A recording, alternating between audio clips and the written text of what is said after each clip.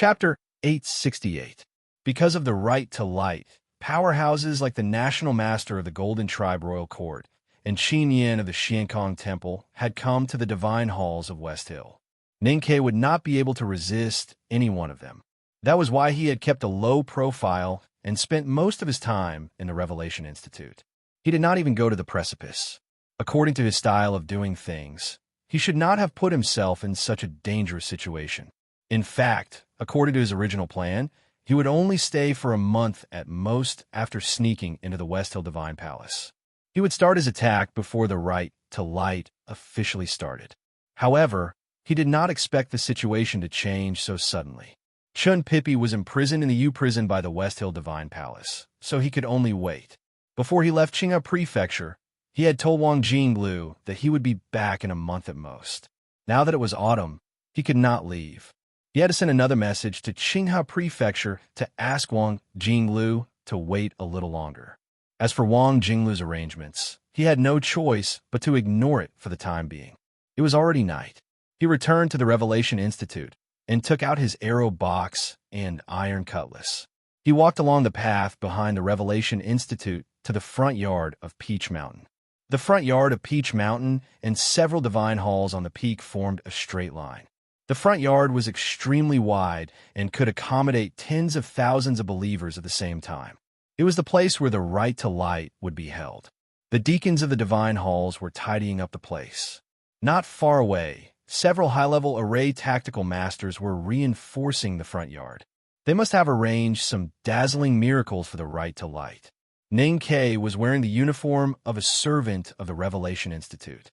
He looked like a servant in black and did not attract any attention. Although the front yard of Peach Mountain was heavily guarded, his speed and reflexes had long surpassed that of ordinary people. He sneaked into the forest on the left and buried the arrow box and iron cutlass in the soil on the side of the yard. He brushed off the dirt on his clothes and looked at the countless torches in the night. He looked at the nervous deacons of the divine halls and imagined the grand scene of the right to light in a few days. Even he began to feel nervous. Then he looked at the 4 divine halls on the peak and frowned slightly. Tonight, he did not look at the divine hall of light. Instead, he looked at the black divine hall of judgment on the edge of the cliff. The divine hall of judgment was a little far from the other 3 divine halls. It was cold and lonely. His last resort was the seat of heavenly black jade in the divine hall of judgment. However, it was too risky for the woman on the seat of heavenly black jade. Therefore, he could not make up his mind. As time went by, Chun Pippi was about to be burned to death. He heard that Yi Hongyu had been meditating in the hall ever since she returned to Peach Mountain from Chong. He had not seen her since he came to the West Hill Divine Palace. Since he could not meet her by chance, he had to go and have a look. It was already autumn in Qinghe Prefecture. Wang Jinglu received the secret letter from Chong and was silent for a long time. Then, he put on the bamboo hat again and left his residence in the carriage. He came to an ordinary house in Yangzhou City. Wang Jinglu Academy kept coughing. He stood outside the door for a while to make sure there was no ambush. Then he walked into the house and put the medicine on the table. He asked, "What do you think?" A young man was lying on the bed. His thin cheeks were very pale, and he looked very haggard. The smell of medicine in the house could not completely cover the smell of blood behind the bed. There was a pile of gauze stained with blood behind the bed. The man was Cui Huasheng. He was a member of the Cui family. His wife, Qiu Fangwu, was the youngest daughter of the former Ruyang Zhizhou of the Tang Empire. On the day of the rebellion, the Qiu family was destroyed by the rebel army, and his wife died on the spot. Cui Huasheng was so angry that he made a speech in Yangzhou City. Finally, he was punished by the Cui family. He was beaten in the family temple and hung on a pillar for 3 days before he was released. The family rules of the Qinghe clans had always been strict. If Cui Huasheng was not the nephew of the clan leader, Cui Shi, he would have been beaten to death. Even so, he was severely injured. Even though he survived, the wounds on his body never healed. He could only lie on the sickbed and suffer like this. Cui Huasheng looked at the man in the bamboo hat and said in a hoarse voice, "If I want to go to Fuchin River and enter the Cui Garden, it is not difficult, but I need time." Wang Jinglu took off his bamboo hat and said, "Why do you need time?" Seeing him take off his bamboo hat and reveal his true face, Chui Huasheng trusted him more. He said, "It takes some time to pretend to be remorseful and admit your mistakes. Otherwise, no one will believe you." Wang Jinglu nodded and said, "That makes sense. I was worried that I would appear too stiff. Fortunately, we have more time now." Chui Huasheng said, "Chui Shi's birthday banquet is over. There's still some days before the next Chui Garden banquet." Wang Jinglu calculated the time and found that it coincided with the right to light. He said, "That's just right." Chui Huasheng seemed to have thought of something and coughed again. After a while, he calmed down and looked at Wang Jinglu and asked seriously, "Aren't you worried that killing too many people will force the Divine Hall to fight?" Wang Jinglu thought that as long as Ning Ke fought at the right to light, the war that had stopped for more than half a year would definitely start again. What was there to worry about? The Tang Empire had just recovered from the war and was not ready to fight against the whole world again. It still needed some time to prepare psychologically and in terms of resources, but the Academy was ready for it. They believed that as long as Ning Ke could carry out the plan perfectly, the West Hill Divine Palace would not dare to start a war. What really worried the Academy was the drunkard and the butcher, the two swords that had been hanging outside Chang'an. But it was also because of this that the Academy was determined to carry out the plan. Only by doing so could they stop the two from fighting, even if it was only for a while. Eldest brother was not at the back of the mountain of the Academy. He should still be in the palace, presiding over the restoration of the God-stunning array. Fourth brother and sixth brother were also there as assistants. Third sister Yulian had gone far away after the battle. The rest were still in the long process of healing.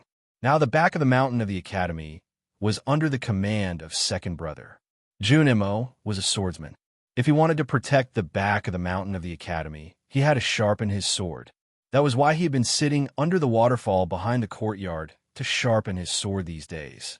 He had been sharpening his sword day and night. Now he had worn through more than 10 hard stones, but he still could not calm down. It was like the sleeve on his arm swaying in the wind. Muyu walked to the lakeside with the food box in her hand. She looked at his empty sleeve and his neatly combed gray hair. She felt a little gloomy. Then she said gently, "The headmaster once said that Pippi was happy and knew his destiny. He must be blessed in this life. Youngest brother is in the Peach Mountain. You must save him." Junimo could not calm down. It was not because of his gray hair and broken arm. It was not because he had no hope of reaching the state of the headmaster or the youngest uncle. It was because Chun Pippi was going to die. In the back of the mountain of the Academy, he had taught Chun Pippi a lesson the most. He had hit him with the Academy rules the most and talked to him the most. He had a close relationship with Chun Pippi. The right to light was about to begin. Chun Pippi was going to die, but he could only sit by the lakeside and sharpen this seemingly unbreakable iron sword. How could he be calm? There are many powerhouses in the divine halls of West Hill. I heard that the hierarch has recovered his state. There are also the swindlers from the Golden Tribe and the bald ass from the Shinkong Temple. Even though senior brother's plan seems to be flawless and youngest brother's execution is top-notch, we did not know that Pippi was in the Peach Mountain. That's why I am worried. Muyu knew that no matter what she said, she could not cheer him up. She put the food box on the rocks by the lakeside and said, "Eat first. Remember to go home tonight. It's cold outside." Junimo was not used to the word go home, but he knew what he had to do. He stood up and said, "Thank you for your hard work these days. I will go home tonight." After eating, Junimo continued sharpening his sword. The hard bluestone surface was ground into fine powder by the iron sword. The powder floated on the surface of the water. That was probably the strong foam. Two young men came to the lakeside and brought him water. At the same time, they carried the food box back to the small courtyard. Looking at Junmo's lonely back, they hesitated. Finally, Li Guangdi mustered up his courage and said, "Teacher, I heard from eldest uncle that if you read more Buddhist scriptures, Li Guangdi and Zhang Yinzu had not officially started cultivating since they were sent to the academy. They had not reached the initial awareness state and were just ordinary people. But after spending a lot of time with the uncle masters in the back of the mountain, they vaguely understood some principles of cultivation. Or rather, They only vaguely understood some words. Seeing their teacher being distressed by sharpening his sword by the lakeside, they were very anxious. They even tried to give Jun Mo some ideas. Li Guangdi's voice became smaller and smaller because he himself felt that he was talking nonsense. Moreover, they knew from the fifth uncle that their teacher hated Buddhism and monks. It was said that the stone statue of Buddha on the Wan Mountain that crushed the Lang Temple was cut down by his teacher with his sword. How could he ask his teacher to cultivate in Buddhism? Jun Mo did not look back or get angry. He said, "When we get to the small town, listen to Chao Xiao Shu. Even though you haven't started cultivating, you are disciples of the academy. You can't bring shame to the academy." Many years ago, when Ning Ke took the students of the academy to the wilderness for practice, he said the same thing. The request was simple, but it was also very stressful. The two young men thought about the upcoming journey and the things they had to do. They were a little afraid and looked at their teacher's back reluctantly. Zhang Nianzu hesitated and said, "Teacher, this time we may not come back alive. Don't worry, we are not afraid, and we won't bring shame to the academy. It's just that."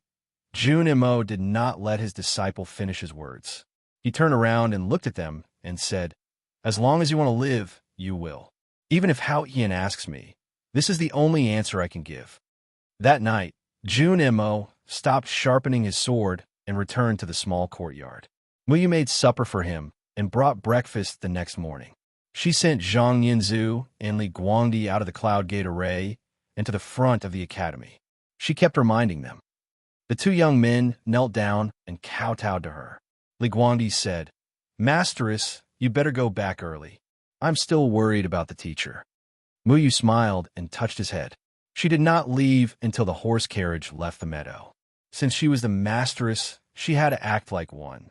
When she returned to the small courtyard at the back of the mountain, she realized that she should have come back earlier, just as Li Guangdi had said.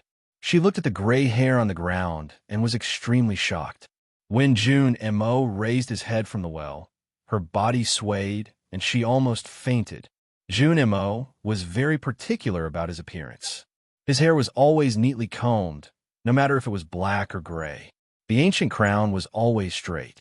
Now his hair could no longer be combed as meticulously as before. He could no longer wear the iconic ancient crown because he had cut off his hair. Try to finish the next chapter before 4:30. To be continued. If you like this work, please come a Chidian.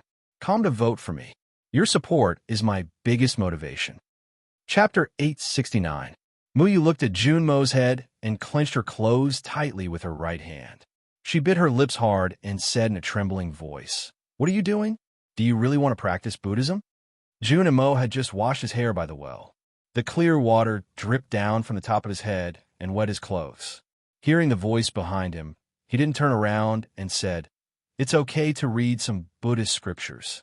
Muyu said in a trembling voice, "You respect your senior brother so much, but you don't listen to him when he asks you to read more Buddhist scriptures.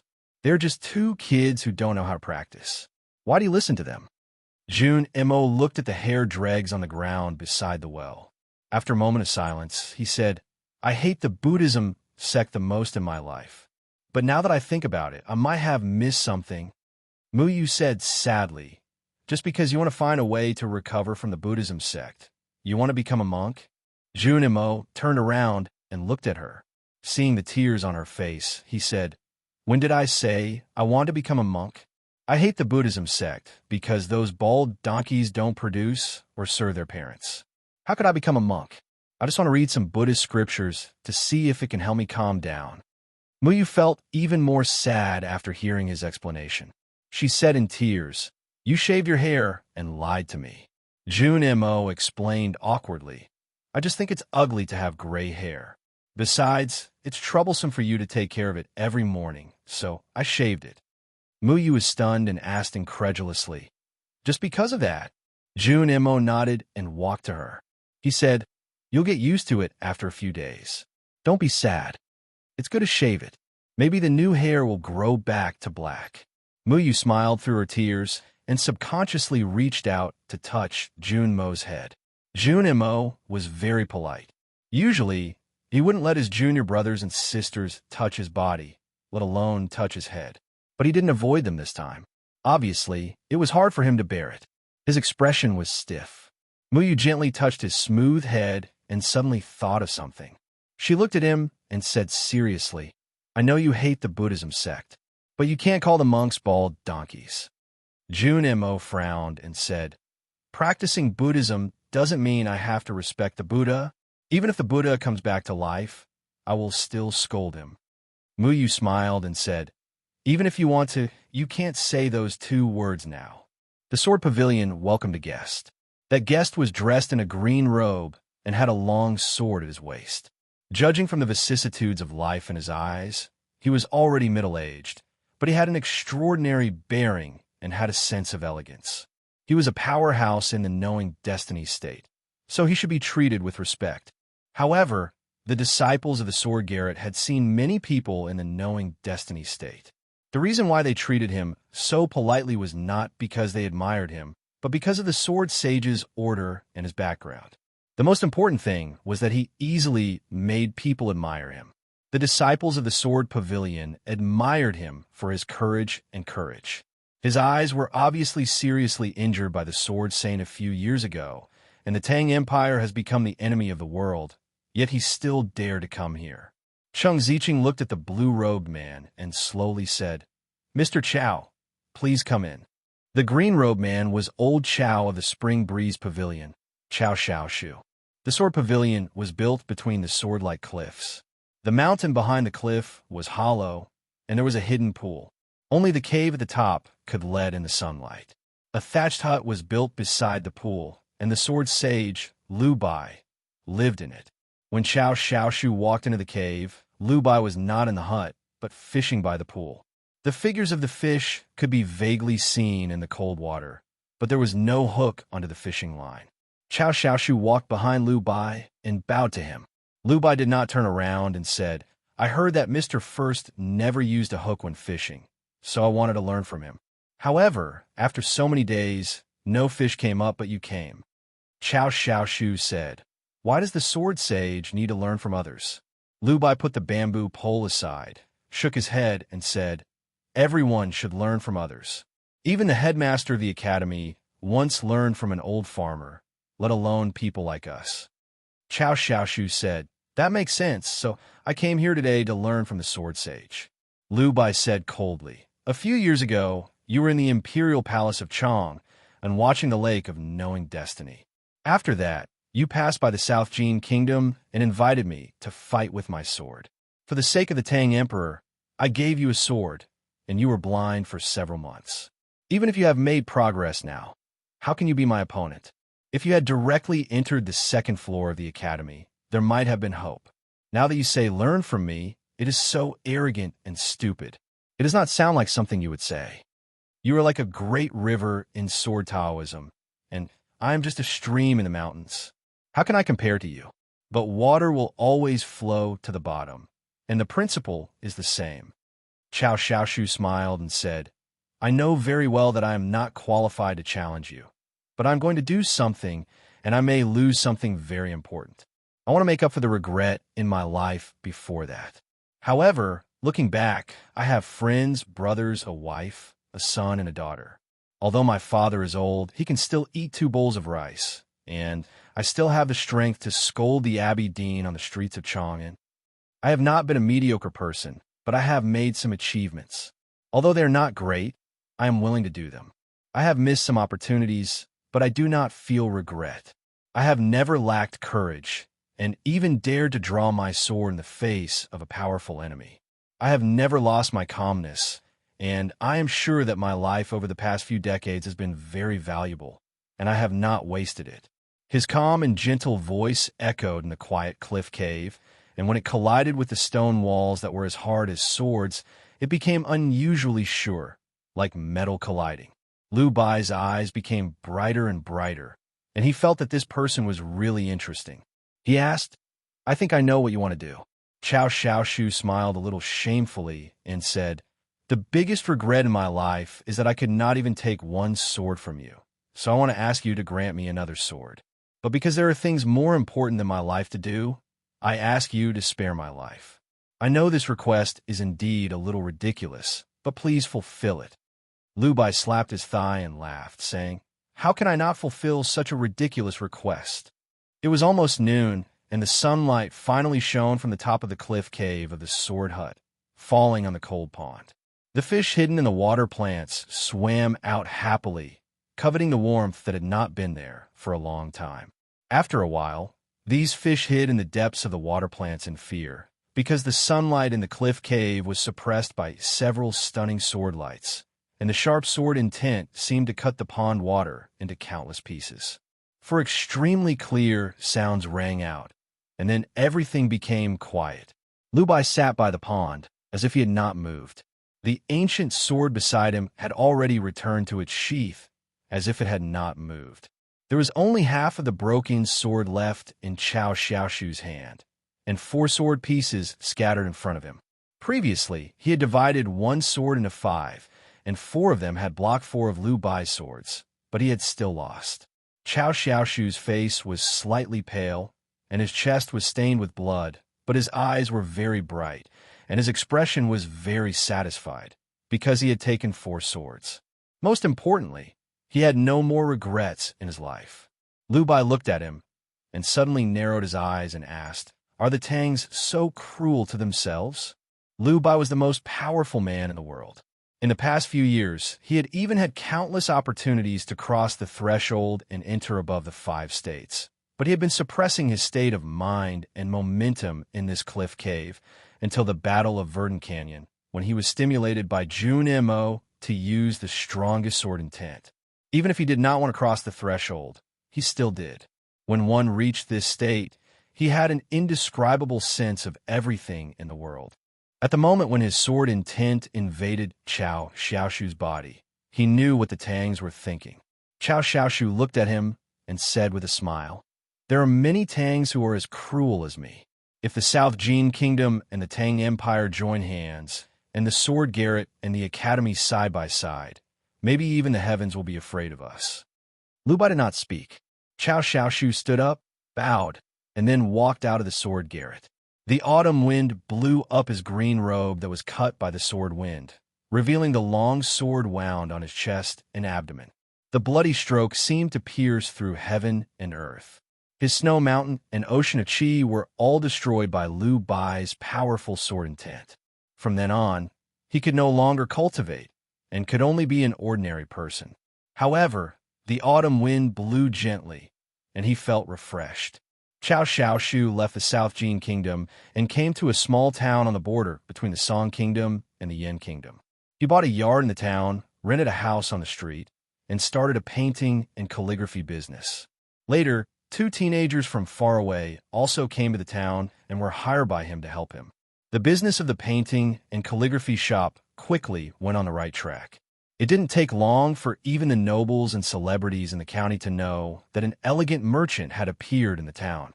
People only knew that the businessman came from Chang'an.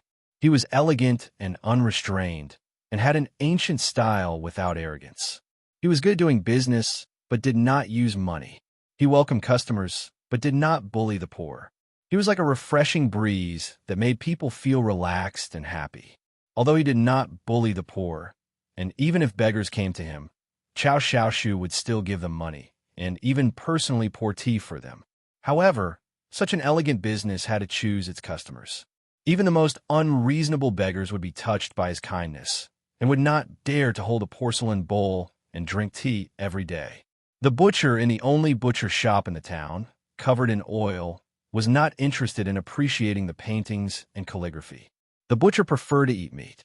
The elegant business of painting and calligraphy were always related to tea and wine. The butcher was not happy to stay there, but the drinker was different.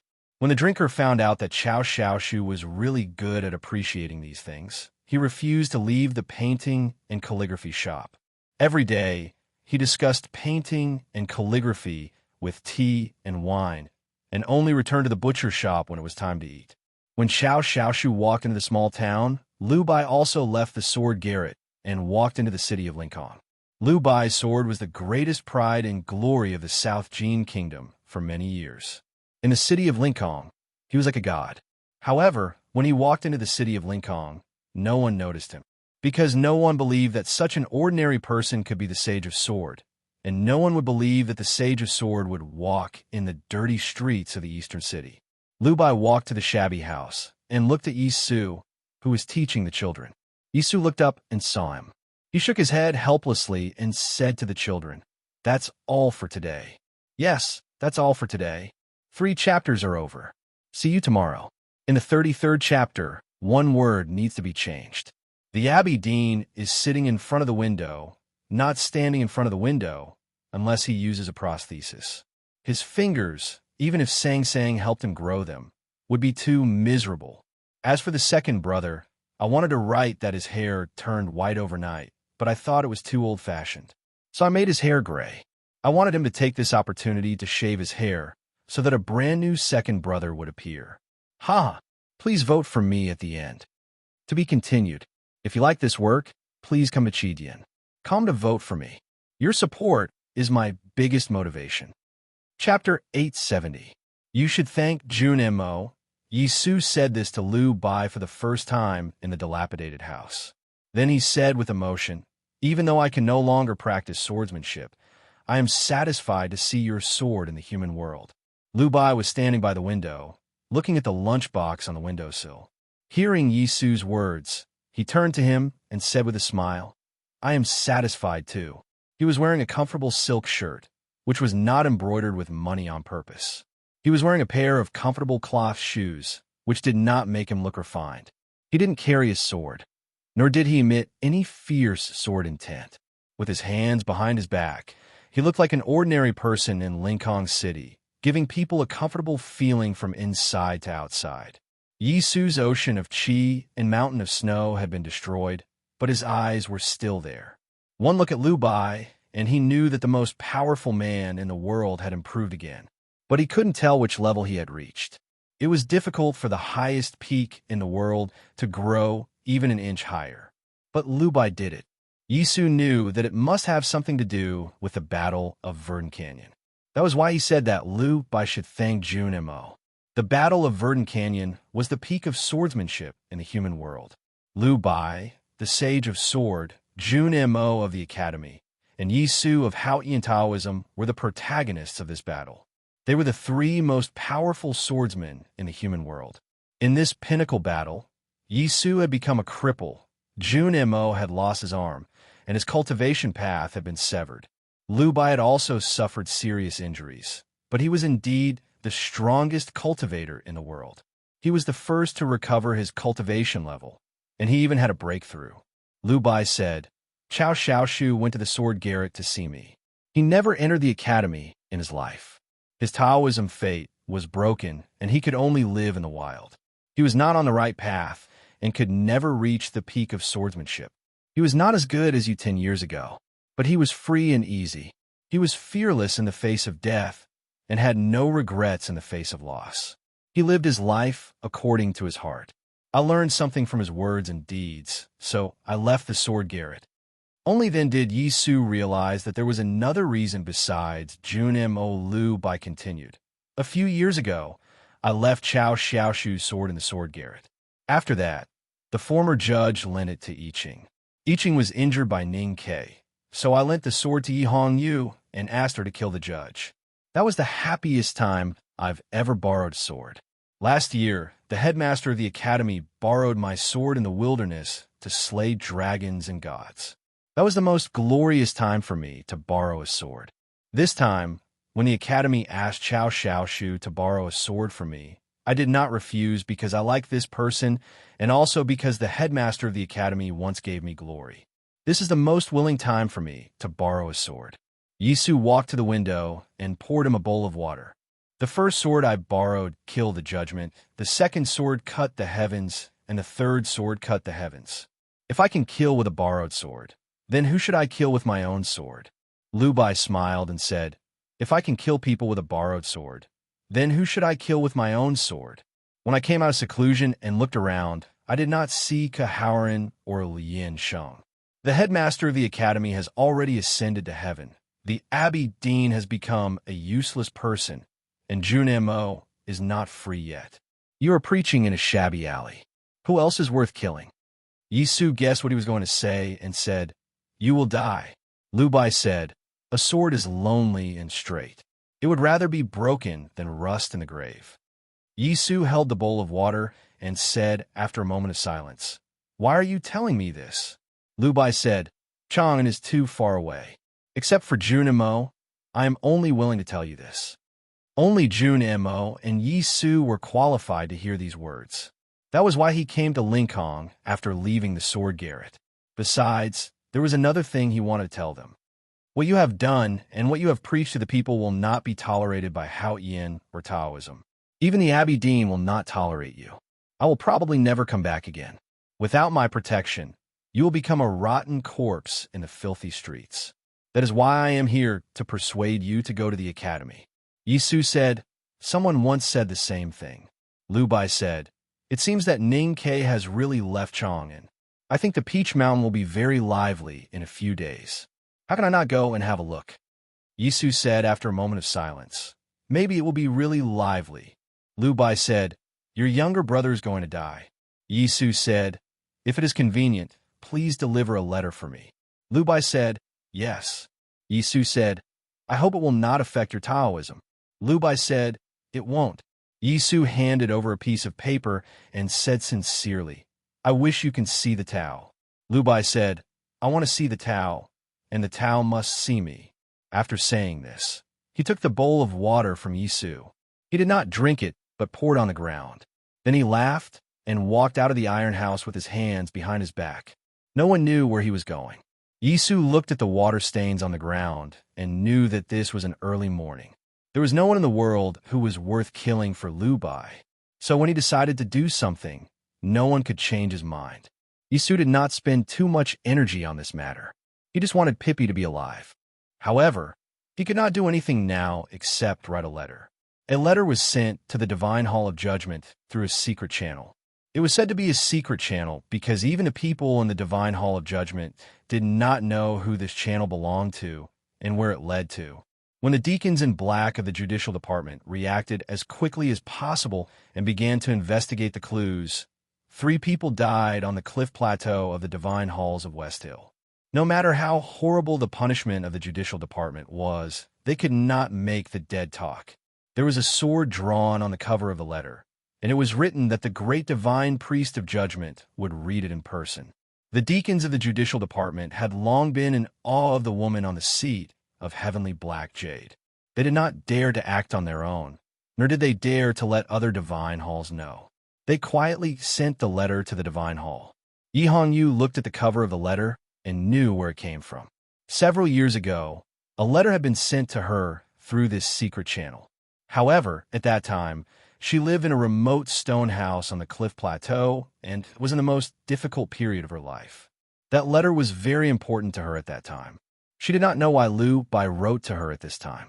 When she opened the cover and saw the familiar but strange handwriting, her fingers could not help but stiffen.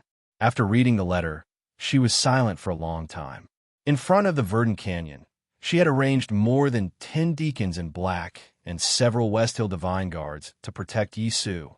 In less than a few months, these people died one after another. She was very clear that some people in Haotian Taoism wanted to kill Yi Su to gain some kind of spiritual recognition. What really worried her was that she did not know where Yi Su had gone and whether he was safe and sound. It was not until she received this letter that she knew that her brother had been in Lincoln City in the South Jin Kingdom. With the secret protection from the sword garret, he should be safe. She felt a little relieved. However, thinking of what her brother had written in the letter, she frowned again. A faint Haotian's divine flame overflowed from her palm. The letter and the cover of the small sword were burned into ashes. She slowly let go of her hand and looked in the direction of the Divine Hall of Light. Yi Hongyu could guess who the person in the Divine Hall of Light was and why he did not want to see her. She felt it was ridiculous and even a little contemptuous of that person. This contempt and ridicule was only based on their relationship in the human world. After all, that person was a superior being. What could she do? Years ago, by the North Yen Lake, Yi Su was ordered by Hao Yin to stop her from killing Long Qing. From that moment on, she began to doubt Hao Yin and felt disappointed in her brother. However, what happened by the Sisui River made all her doubts disappear. Yisu had reminded her in front of the Verdant Canyon. He had also doubted it, but then he suffered a painful failure. Maybe it was Hao Ian's punishment for him. There was no moon tonight because of the thick clouds and fog. Ning Ke slowly climbed up the dark precipice at the back of the Peach Mountain. The heavily guarded West Hill Divine Palace did not pay any attention to this precipice. Since ancient times, except for the headmaster, no one could pass through the peach blossom in the valley, and no one could ignore the tactical array on the precipice. He did not stop at the third cliff plateau, but continued to climb up the precipice. After a long time, he finally climbed to the highest cliff plateau on the top of the Peach Mountain. The route he chose was the most remote part of the cliff plateau, right behind the Divine Hall of Judgment. He gently wiped off the rock debris on his hands on his legs and looked at the dark and solemn Divine Hall in front of him in silence. There was no doubt that this was a gamble. In the original plan of the Academy, this was the last resort. They could only choose it when there was no other way. However, he had been silent for many days and still could not guarantee Chin Pippi's life. Therefore, he had to take the risk here. The Divine Hall of Judgment was very quiet, especially on the side facing the precipice. There were no patrolling cavalrymen of the Divine Hall, not even black-robed deacons or red-robed priests. The space inside the Divine Hall was extremely large, extremely magnificent, and extremely monotonous. The black floor reflected the light of the crystal lamp, but did not feel warm at all, only cold and solemn. This feeling was very in line with the word judgment and the temperament of the current master of the Divine Hall. But in Ning Ke's eyes, the Divine Hall of Judgment was like a big tomb, and the black jade throne was like a coffin. He looked at the beautiful woman sitting on the black jade throne with her eyes closed, supporting her chin, and said, "Help me." The black jade throne was very large, like a sea of blood. She wore a blood-colored divine robe of judgment and sat on the huge throne, like the thickest and coldest drop of blood in the sea of blood. The black jade throne was very cold, like a blood crystal coffin. She closed her eyes and supported her chin with her eyelashes still, as if she was the princess sleeping in the blood crystal coffin and could hardly wake up. She opened her eyes. The sea of blood began to undulate, and the blood coffin slowly opened. She did not look at Ning Ke, but at the black floor in front of the throne. She said, "Is this the promise of life and death? I can't stand it anymore. 1 chapter today, 3 chapters tomorrow. To be continued. If you like this work, please come to vote for me. Your support is my greatest motivation." Chapter 871. If the Divine Hall knew that Ning Ke was on the Peach Mountain, he would definitely die. Yi Hongyu said that it was a promise of life and death because he had come to the seat of heavenly black jade bravely, or perhaps foolishly. Then his life was in her hands. Her tone was a little sarcastic because the words promise of life and death not only described the situation that Ning Ke was facing, but also the reason why he came to the Peach Mountain. What was love in the world? It made people pledge their lives to each other. It was usually because of love. Ning Ke didn't come to the Peach Mountain for her. He probably didn't come for Chun Pippi, who was imprisoned in the U prison. He must have come for the person in the Divine Hall of Light. Losing one's head for love and seeking one's own death, what a foolish choice this was. Yi Hongyu had always thought that Ning Ke was one of the few people in the world who was as calm and sensible as she was. Therefore, she could not help but feel disappointed when she saw him indulging in the childish choice of dying for love, like the male protagonists in novels. Naturally, she mocked him. Ning Ke and she were indeed the same kind of people. Hearing this sentence, he understood the hidden meaning in her words. After a moment of silence, he said, "This time I asked for your help, not because of her, but because of Pippi. You," and he had the same childhood memories. "Can you really watch him be burned to ashes?" Yi Hongyu said expressionlessly, "My childhood memories are the same as the one in the Divine Hall of Light, and you. They're the images that I want to forget and hate the most." As she spoke, she was still leaning on the seat of heavenly black jade. She looked at the black ground in front of the seat of heavenly black jade. She did not turn around or look at Ninkei, who was below the seat of heavenly black jade. Ninkei looked at her beautiful profile and suddenly said, "I met Yisu in Lincoln." If Yihan Yu had heard Ninkei's words before she received the letter, she might have said something different. Then no one would know how this conversation would end. She just said indifferently, "Hao Yin knows everything in the world. You can hide your arrival from the hierarch and me, but you can't hide it from her. I don't know what Hao Yin is thinking, so I won't interfere. You are destined to die on this mountain, not in my hands." After saying this, she closed her eyes and said no more, as if she was going to sleep again. No sound could be heard in the empty divine hall of judgment. It was so quiet that it was frightening. Ninkei kept silent for a long time and then stepped back. When the huge and cold crystal lamp above the divine hall of judgment could no longer shine on his face, he said to her, "Thank you." From the moment he entered the divine hall of judgment, he had given his life to Yi Hong Yu. As long as she opened her eyes and glanced at him or said a single word, countless experts of the divine hall would appear. However, she did nothing. He was grateful for her warning and also for not killing him. There was no more sound in the darkness, not even the sound of breathing. Ninkei left without a sound. Yi Hong Yu still did not open her eyes. She sat quietly on the black jade throne. Many years ago, she had told Ninkei that one day they would meet on the battlefield and one of them would die. There had never been any good memories between them that could last longer than life and death. Killing Ninkei could put an end to the war immediately. Logically speaking, as the great divine priest of judgment, she should not have any hesitation. However, she chose to remain silent, because she wanted Chun Pippi to live. Since she could not do anything for her brother, she could only hope that Ninkei could do it. The most important problem was that she did not know if the person in the Divine Hall of Light was watching here. She did not know what arrangement that person had made for Ning Quebec. The person who should have been above the vault of heaven had come to the human world. Therefore, the human world had become chaotic and complicated. Even if the great divine priest of revelation, Li Qingshan, and Master Qishan were reborn at the same time, and the Abbey Dean had returned to his peak state, they would not be able to figure out the final direction of the chess game. Because heaven was unpredictable, it was silent in the divine hall of judgment. Yi Hong Yu sat quietly on the black jade throne with her hands supporting her chin.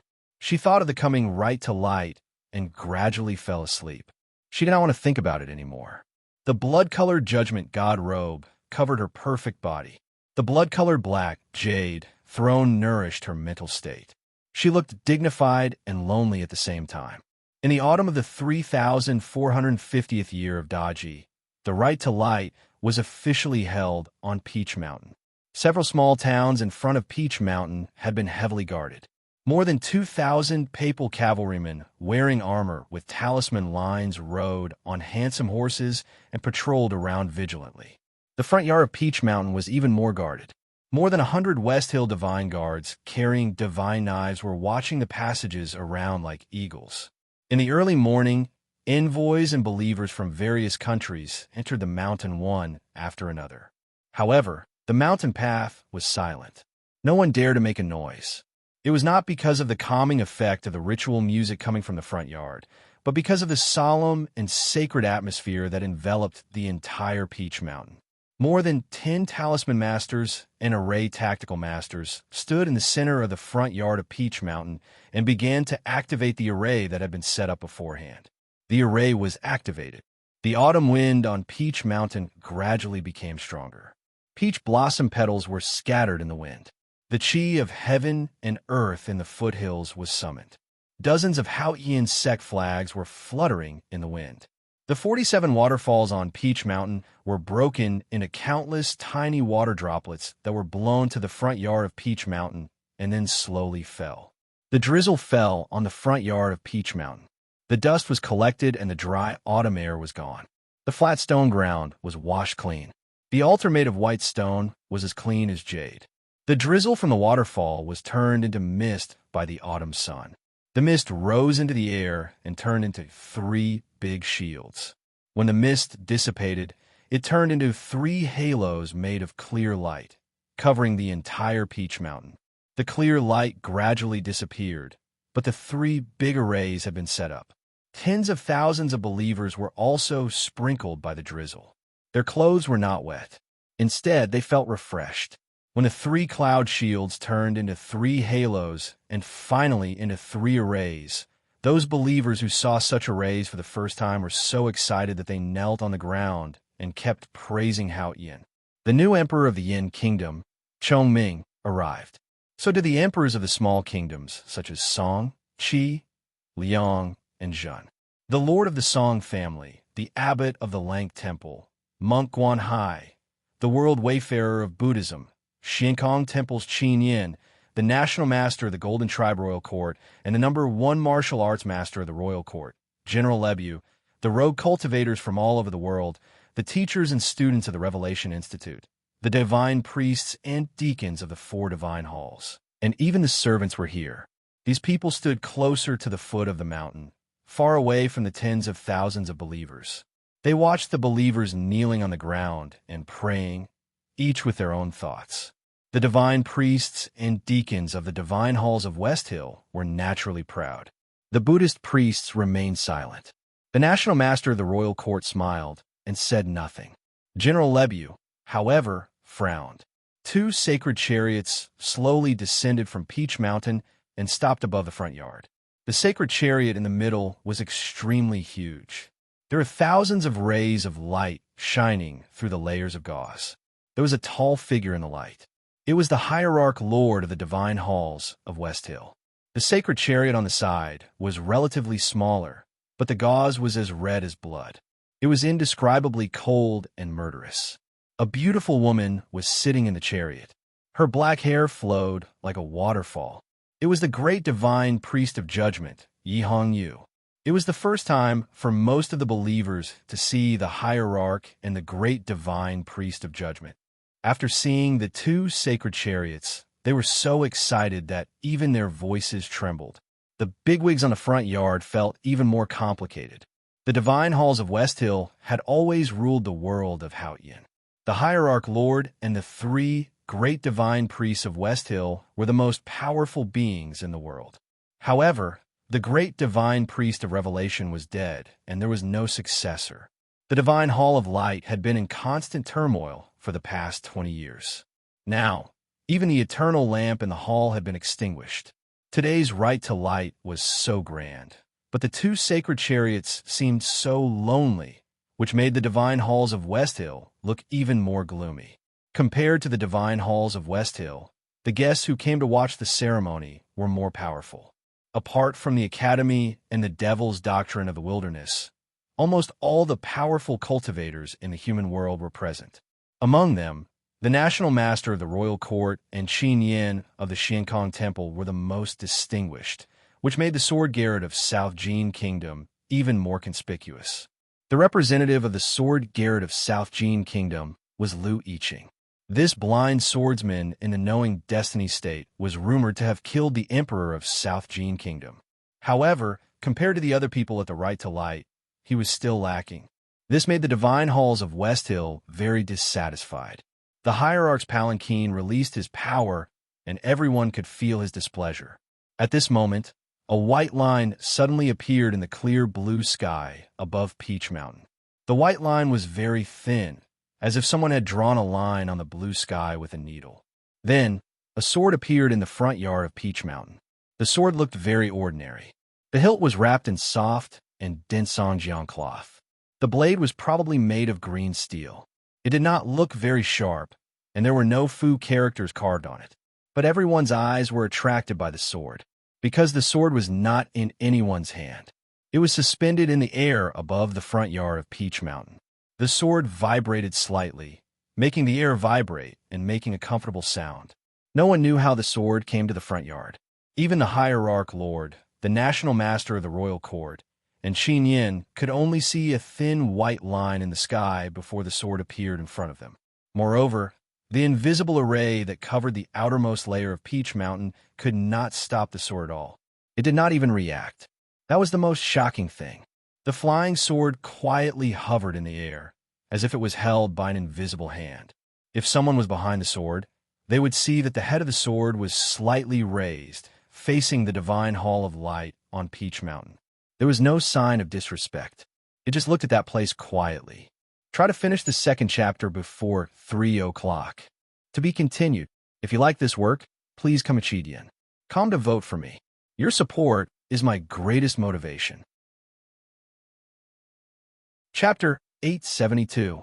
Perhaps it was because the sword had penetrated the invisible array. A gentle autumn wind blew in the front yard of Peach Mountain. A few yellow leaves fell on the ground. A yellow leaf fell on the sword.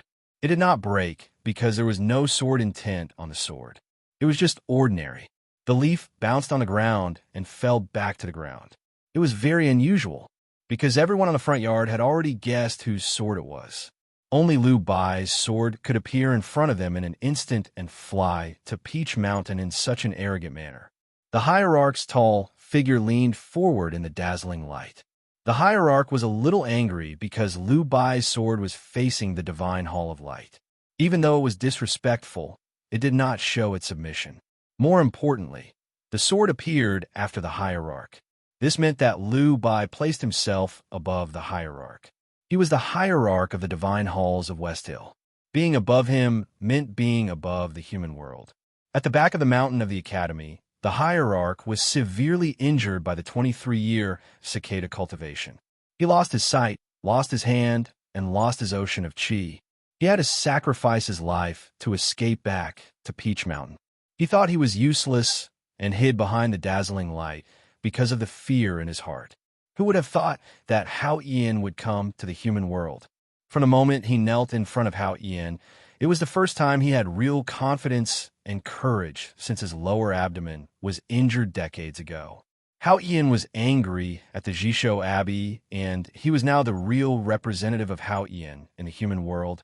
As long as he was on Peach Mountain, he would be invincible. No matter how strong Lu Bai was, he would not be a match for him. Even the drunkard and the butcher would not dare to disrespect him. Thus, when he saw the sword that broke through the cloud from thousands of miles away, the headmaster did not hide his anger at all. However, the sword did not react at all. It maintained its calm and normal posture.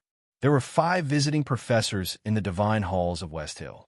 Xiaohou was dead, and the master calligrapher was living in seclusion. However, Lu Bai was still the most respected one among all the visiting professors. If his sword came to Peach Mountain, it meant that he had come to Peach Mountain as well. He had shown enough respect for the right to light. Under such circumstances, the hierarch could not do anything rash.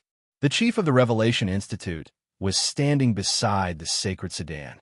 He was in charge of the arrangements for the right to light today.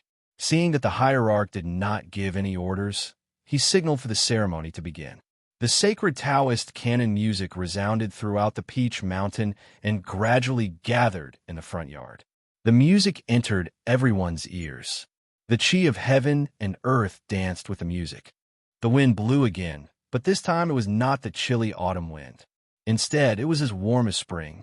The peach blossoms in the valley swayed gently in the wind, and their petals became more tender. They began to bloom in autumn and then floated down the Peach Mountain with the wind, dancing in the air above the front yard. Tens of thousands of peach petals fluttered in the air, scattering bursts of strange fragrance onto the ground.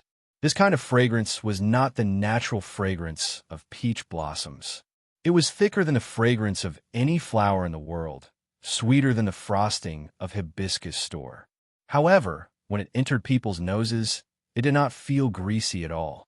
Instead, it was fresh like the wind after a rain. Tens of thousands of believers looked up at the dancing peach blossoms in the sky. Looking at such a beautiful and dazzling scene and smelling such a refreshing fragrance, they were extremely intoxicated. Those who could pass the examination of the Taoist temples and were willing to travel thousands of miles to Peach Mountain to participate in the right to light were naturally the most pious believers in the world. Based on a simple and clear logic, all piety came from suffering. Therefore, most of the tens of thousands of believers were poor. Many of them were seriously ill or even dying. They had to be carried by their families to the West Hill Divine Kingdom. When the fragrance wafted in, the sick, and even disabled believers suddenly felt that the negative emotions deep in their hearts had magically disappeared. They no longer complained about their miserable lives and even felt much better. It was as if they could see the divine kingdom of Hao-Yen in the fragrance. The crippled believer threw away his crutches and knelt on the ground, supporting his trembling body with his hands. He kept kowtowing to Peach Mountain. The seriously ill believer on the stretchers ignored his family's dissuasion. Even if he could not get up, he still had to turn over and kowtow to Peach Mountain. He supported his weak body and kept touching the ground with his forehead. In autumn, the front yard of Peach Mountain was filled with a warm spring breeze. Tens of thousands of peach blossoms danced in the wind, exuding an intoxicating fragrance. Suddenly, the wind stopped and the peach blossoms fell. The peach blossoms fell and turned into a magnificent flower rain. Tens of thousands of believers were bathed in the flower rain. All of them had knelt down. The peach petals fell on their bodies and gradually turned into soft light particles. They seeped into their clothes, their skin, and finally into their flesh and blood. Then they gradually disappeared. Although the crippled believer did not grow a new limb, he could no longer feel the pain from his broken leg. The pus-filled wounds became very clean, and healthy skin appeared on the red and tender flesh. The seriously ill believers gradually regained their vitality. Their pale faces turned red at a speed visible to the naked eye. The illness that had tortured them for countless years was washed away by the peach blossoms. The believers who did not suffer from illness, because of their piety, also received great favor from God. The white-haired old man suddenly discovered that he had grown black hair, and the young man felt his body filled with strength. He had never felt so healthy and strong in his life. The woman's face became taut and smooth. If one looked closely, one could even see a few dark-skinned female believers. Their faces seemed to have become much whiter, as if they had put on several boxes of expensive Chinjinji Cosmetics Store's cosmetics. The front yard of Peach Mountain was filled with cheers and cries of joy. Tens of thousands of believers kowtowed to Peach Mountain, weeping and thanking God for the blessings he had bestowed upon them. The right to light was the grandest ceremony of Hao-Yen Taoism. It meant that Hao-Yen had sent a miracle to the human world. The tens of thousands of believers on the front yard of Peach Mountain had never doubted it, but it did not mean that the envoys did not. After all, miracles only appeared in the scriptures, and no one had ever seen it with their own eyes. However, as the scene unfolded before their eyes, no one dared to doubt it anymore. Everyone knelt down. The peach blossoms were everywhere. The sick were cured, and the healthy were eliminated. If this was not a miracle, then what was? The divine priests and deacons of the divine halls of West Hill had already knelt down. The national master of the royal court and General Buell were the first cultivators to kneel. Soon, the envoys and the rogue cultivators followed suit. Qin Yin of the Xiankong Temple, Guan Hai of the Lang Temple, and the monks of the White Tower Temple were still standing. They were worshiping Buddha. However, facing the miracle from Hao-Yen, the monks looked extremely solemn. They put their palms together and bowed.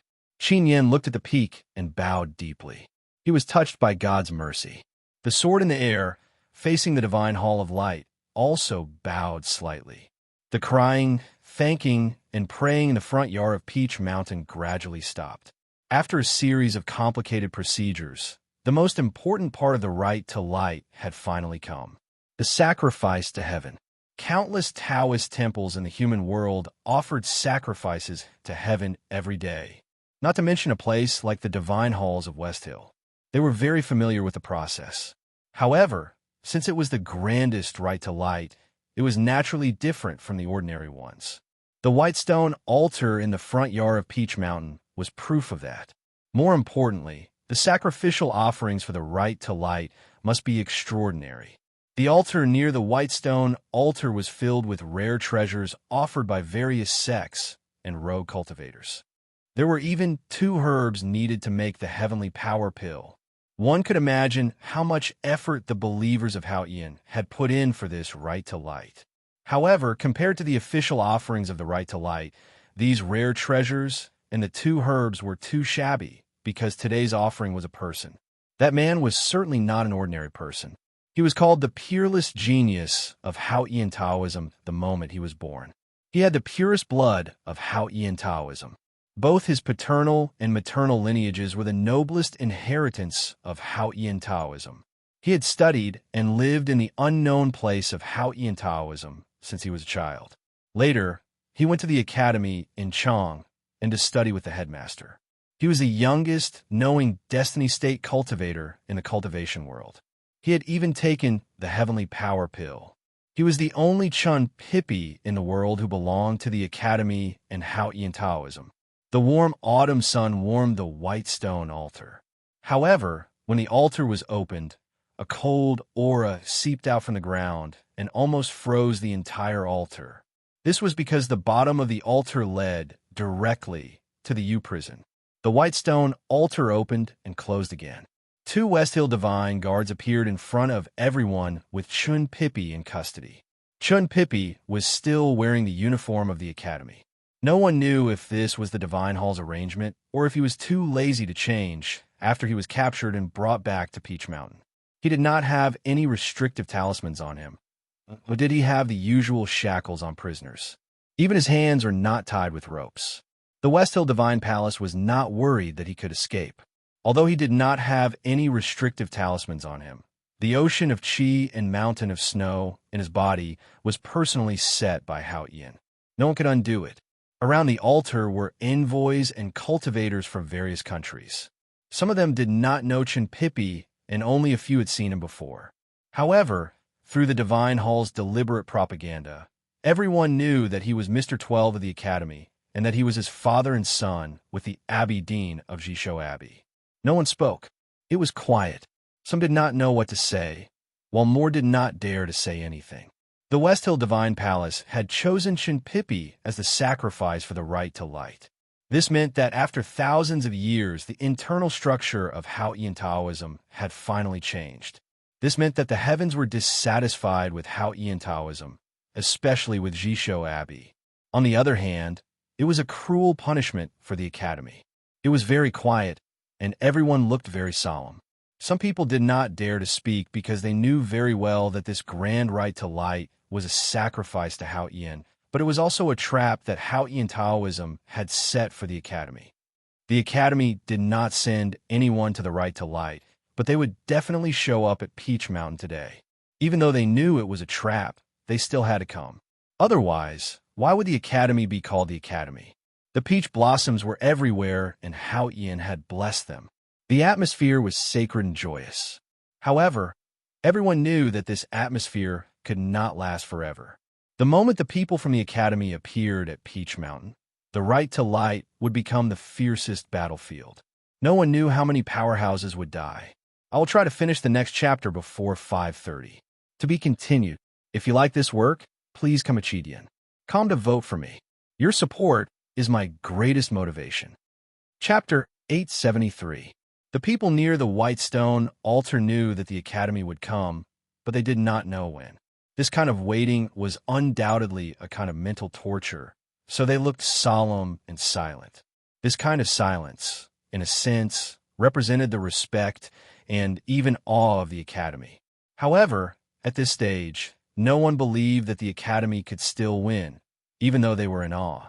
Liu Bai's sword, the hierarch and the judgment, the national master of the Golden Tribe, the generals of the royal court, and Qin Yin of the Buddhism sect were all powerful cultivators. Though none of them were as powerful as the Abbey Dean, this was not the Verdant Canyon or Chang. This was the home field of the Divine Halls of West Hill.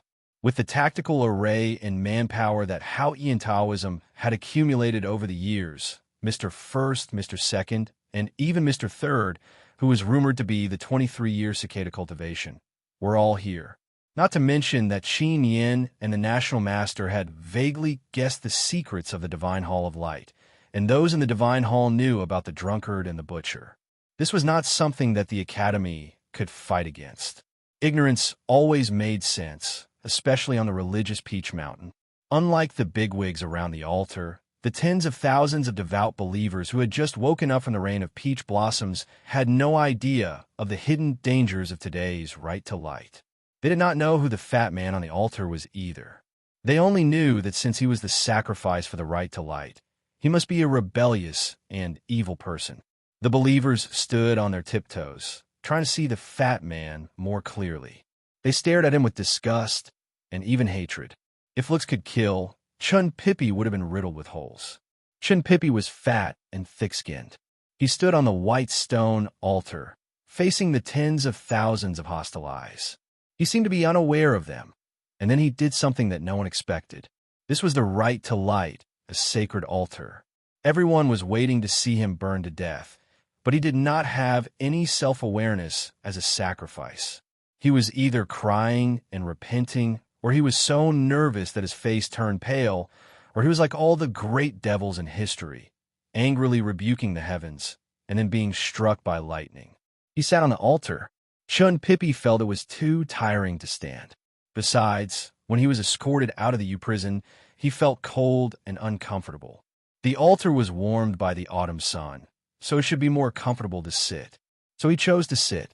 Why would he care about the murderous eyes and the sacred ceremony? Get this straight.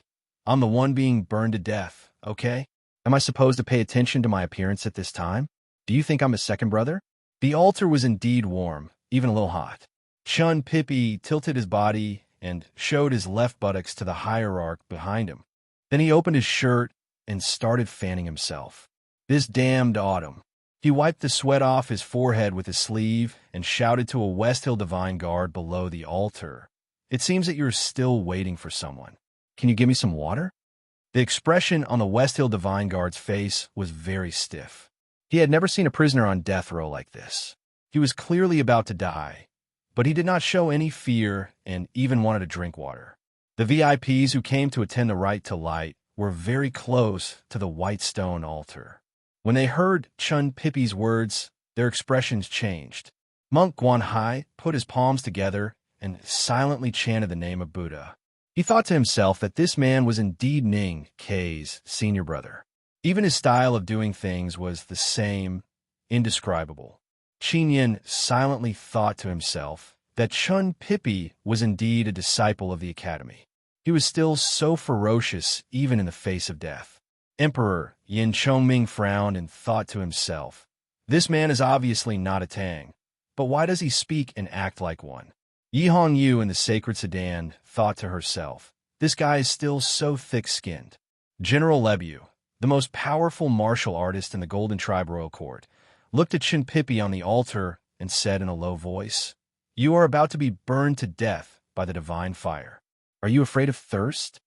Chun Pippi acted as if he did not hear the sarcasm in General Lebu's words. He looked at him and explained seriously, being burned to death is completely different from dying of thirst. The West Hill Divine Palace has to keep their promise, right? General Lebu's face turned ugly upon hearing his words. Chun Pippi looked at him and shook his chubby index finger contemptuously. He continued, don't think that you can humiliate me just because I can't beat you now. If I were still the same old me. Lebu's face turned even darker. He took a step forward and then returned to the side of the nation master.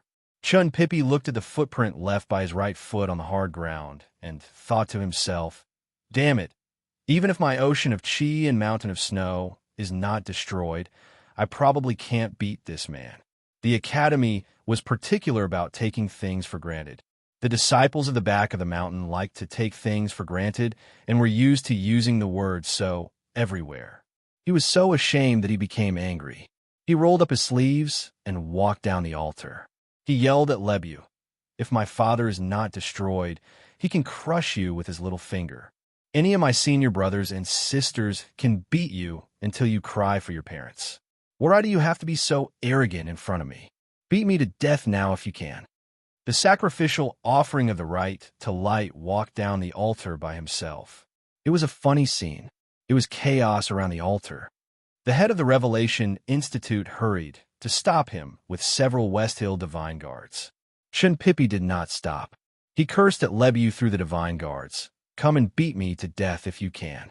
What's there to be afraid of? He then yelled at the head of the Revelation Institute and the Divine Guards. Don't stop me. Let me beat up this grassland barbarian first. Are you people from the Central Plains or not? It's fine if you don't want to help me, But why are you stopping me? I won't run away. I just want to show him the unique skill of Hao-Ian Taoism, natural stream magical finger. His ocean of chi and mountain of snow had been destroyed. It was difficult for him to catch a chicken, let alone the natural stream magical finger. But he still yelled desperately. He did not look like a genius of Hao-Ian Taoism. He was more like a ruffian in the city. The divine hall felt like they had caught a chicken. They wondered if the sacred and solemn right to light was going to become a ridiculous farce. The head of the Revelation Institute said sternly, "Don't say anything. This is the respect of the divine hall to the Abbey Dean. If you don't want to be stuffed with your stinky socks, you'd better behave." Chun Pippi looked at the headmaster, who was also in the knowing destiny state, and said helplessly, "You are really knowledgeable. You can even deal with me." Without waiting for the head of the Revelation Institute to reply, he held his head high and said, "I want water. If you don't give me water, you could just kill me now." The national master of the Golden Tribe, who had been silent and smiling, suddenly spoke. This ordinary-looking old man was playing with a small wooden tripod in his hand. He looked at Chun Pippi and said, "The Abbey Dean is far away from the immortal world. Ordinary people like us can never hope to catch up to him. What Lebu said was indeed inappropriate. I apologize to you on his behalf." Chun Pippi squinted and looked at the small wooden tripod in the hands of the national master of the Golden Tribe. He found it familiar. Thinking of the title of the great divine priest of precious tripod, he became even more uncertain. The national master of the Golden Tribe looked at the head of the Revelation Institute and said with a smile, "I think it's okay to give him some water." The Golden Tribe Royal Court, which was the most powerful force in the wilderness, had changed their faith and became a follower of Tungri Heaven. They were bathed in the glory of Hao-Ian, just like the Central Plains. This was the biggest success of Taoism in countless years. The war that started last autumn almost drove the Tang Empire into despair. The West Hill Divine Palace followed the example of the Tang Empire's Southern Gate Temple and officially conferred the national master of the Golden Tribe as the great divine priest of precious tripod. This was because the Golden Tribe Royal Court was as important to Taoism as the Tang Empire. The national master played the most important role in changing the faith of the Golden Tribe Royal Court. If it were not for his prestige in the grassland, how could Hao-Ian Taoism successfully preach in the grassland? For the West Hill Divine Palace, it was still a mystery how the preaching divine priest who went to the wilderness could persuade the unfathomable national master. It would be fine if the national master had seen Hao-Ian's miracle with his own eyes. However, as the war started, the Golden Tribe Royal Court fully cooperated with Taoism. The Divine Hall had no reason to doubt it. They could only attribute it all to the great will of Hao-Ian Taoism.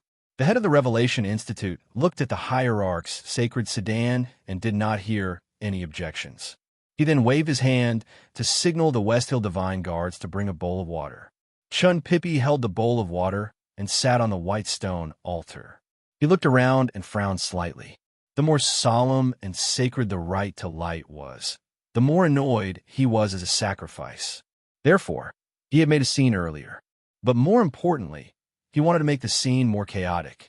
It would be best if he could find a way out of the chaos and let that barbarian called Lieb slap him to death with one palm strike. Chun Pippi was afraid of death. He was afraid of being burned by Hao-Ian's divine flame or killed by a palm. But he was indeed seeking death, and a quick one at that. He did not want his fellow disciples from the academy to take the risk to save him. That day when he dragged the handcart in the wind and snow, he saw her. From that moment on, he knew that the academy could not win. Even if the headmaster was still in the human world, he could not win, not to mention that the headmaster had turned into the moon. After knowing that he had become a sacrifice for the right to light, he began to try to die.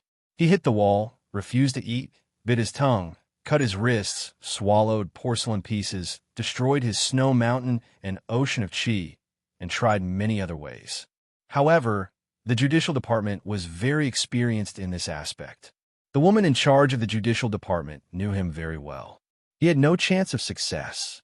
As for destroying his snow mountain and ocean of chi, which seemed to be the most feasible, His snow mountain and ocean of chi had already been destroyed.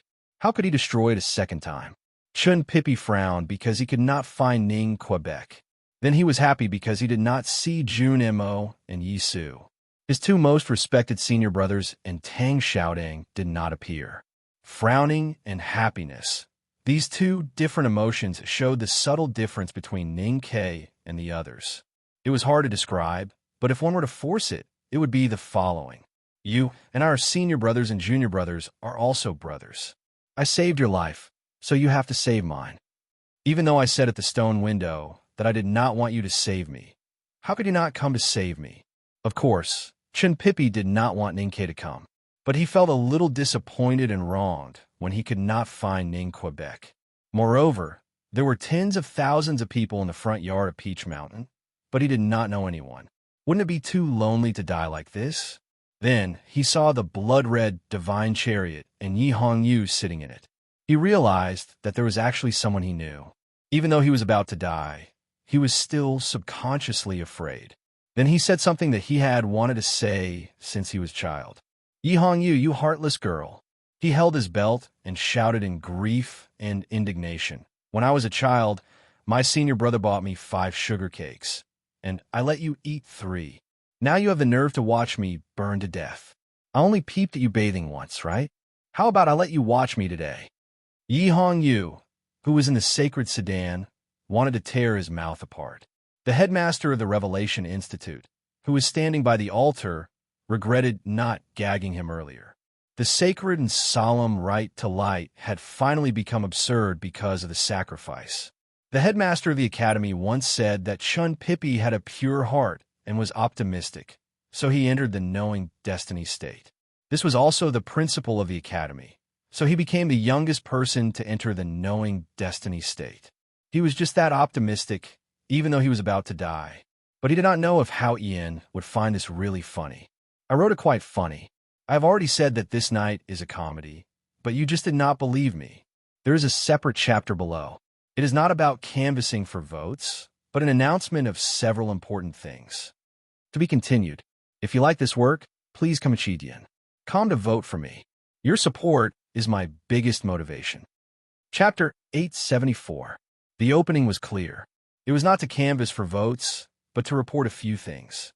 The first thing was that our dark-skinned Sang Sang won the best female lead in the role competition. Warm applause. As the honorary leader of Sang Sang's party, I would like to express my sincerest gratitude to everyone. Miss Shan Shan, with thin eyebrows and thin lips, won the 3rd place for the best supporting female lead. Miss Yi Hongyu, who was covered in golden threads, won the best supporting female lead instead of the best male lead. She was still in the top 5. Warm applause. On behalf of the 2 ladies, they thanked everyone for their love. The second thing was that the 3rd episode of Showa Ye's Simplified Chinese had been published on all major websites. There is a link posted by Lazy at the top of the book review section. If everyone wanted to buy the physical book, they could buy it online. There was a discount, and it was more convenient. The third thing was that Qi Jian and YY had organized a novel-telling activity. Showa Yi was honored to be the subject of the story. The competition has officially begun. It will be the semi-finals and finals soon. On the 27th, during the finals, I might go and watch. There is an announcement on the homepage of Qi Jian about the details. Everyone can take a look. Also, please don't forget that the official channel of Showa Yi in YY is 55373. Those who like this can go there often. There are many good songs and fun people. The fourth thing was that there have been a lot of things to do recently. Thank you to the enthusiastic readers, the hardworking sub-editors, and the administrators of the chat groups. YY administrators, thank you all for your hard work. Recently, I've been focusing on writing the book in my neck. I really don't have the energy to deal with these things. Anyway, thank you very much. To express my gratitude, and probably because I had a good time writing the 3 chapters today, I will continue writing the 3 chapters tomorrow. See you tomorrow. To be continued. If you like this work, please come to Chidian. Come to vote for me. Your support is my greatest motivation. Chapter 875. She stood in the divine hall of light, looking down at the front yard of Peach Mountain with her hands clasped behind her back. She did not find it funny, only a little ridiculous, to see Chun Pippi making a scene and acting shamelessly. She remembered who Chun Pippi was. She had seen him many times in Chang, and had even cooked noodles for him. He had the purest blood of Taoism. Even though he had lived in a disrespectful place like the academy for many years, deep in his heart, he still had faith in himself. Naturally, he also had doubts.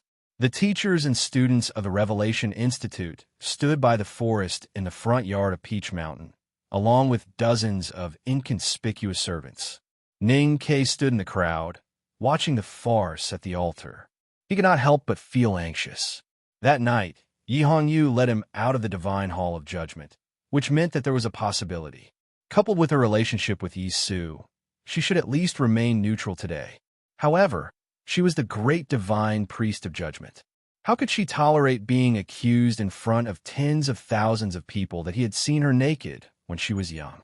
There were many others who were as worried as Ning Kei, including the head and deputy head of the Revelation Institute, who presided over the right to light. Everyone in the divine hall knew how terrifying the great divine priest of judgment was. What if she was really angered by Chun Pippi and killed him before the right to light? The head of the Revelation Institute did not dare to look at the sacred sedan of judgment. He ordered the West Hill Divine Guards to put Chun Pippi on the altar. With the approval of the hierarch, the right to light began as soon as possible. During the sacrificial ceremony, the divine hall did not announce Chun Pippi's crimes. Instead, it started right away. The head of the Revelation Institute held a silk scroll made of gold and read the chapter of worship to heaven from the West Hill Scriptures. This chapter mainly talked about the great merits Hao Yin had bestowed upon the human world. It had always been considered the most important of the 3 sacred chapters. The chapter to heaven from a scripture was the official right to light. The head of the Revelation Institute calmly and sincerely read the right to light. Every time he read a sentence, the teachers and students of the Revelation Institute would repeat it in perfect harmony. No one knew if there was a priest directing them or if they just did it on their own, but the tens of thousands of followers also began to repeat the right to light like the teachers and students of the Revelation Institute. The chanting grew louder and more orderly, like the waves on the sea, each higher than the last, yet perfectly spaced between the waves. Gradually, it resounded throughout the Peach Mountain, as if it wanted to be heard by the high sky. Chun Pippi sat on the white stone altar and picked up the bowl of water he had placed on the ground. He regretted that he had failed to provoke Yi Hongyu into killing him. He wanted to drink some water to soothe his throat. Suddenly, he heard waves of chanting coming from all around Peach Mountain. His right hand, which was holding the bowl, froze. He was born in Haotian Taoism and had memorized the West Hill Scriptures since his childhood. He knew that the eulogy to heaven was very long. The people of the Divine Hall had just finished reading the first 2 paragraphs, which were full of believers' awe and love for Hao Yin. The next paragraph would describe Hao Yin's merits to the human world. His body froze. It was not because he subconsciously wanted to finish reciting the eulogy with the tens of thousands of followers, but because he sensed an indescribable pressure from the wave-like chanting. This pressure was absolutely pure power, absolutely high state, and did not belong to the human world at all.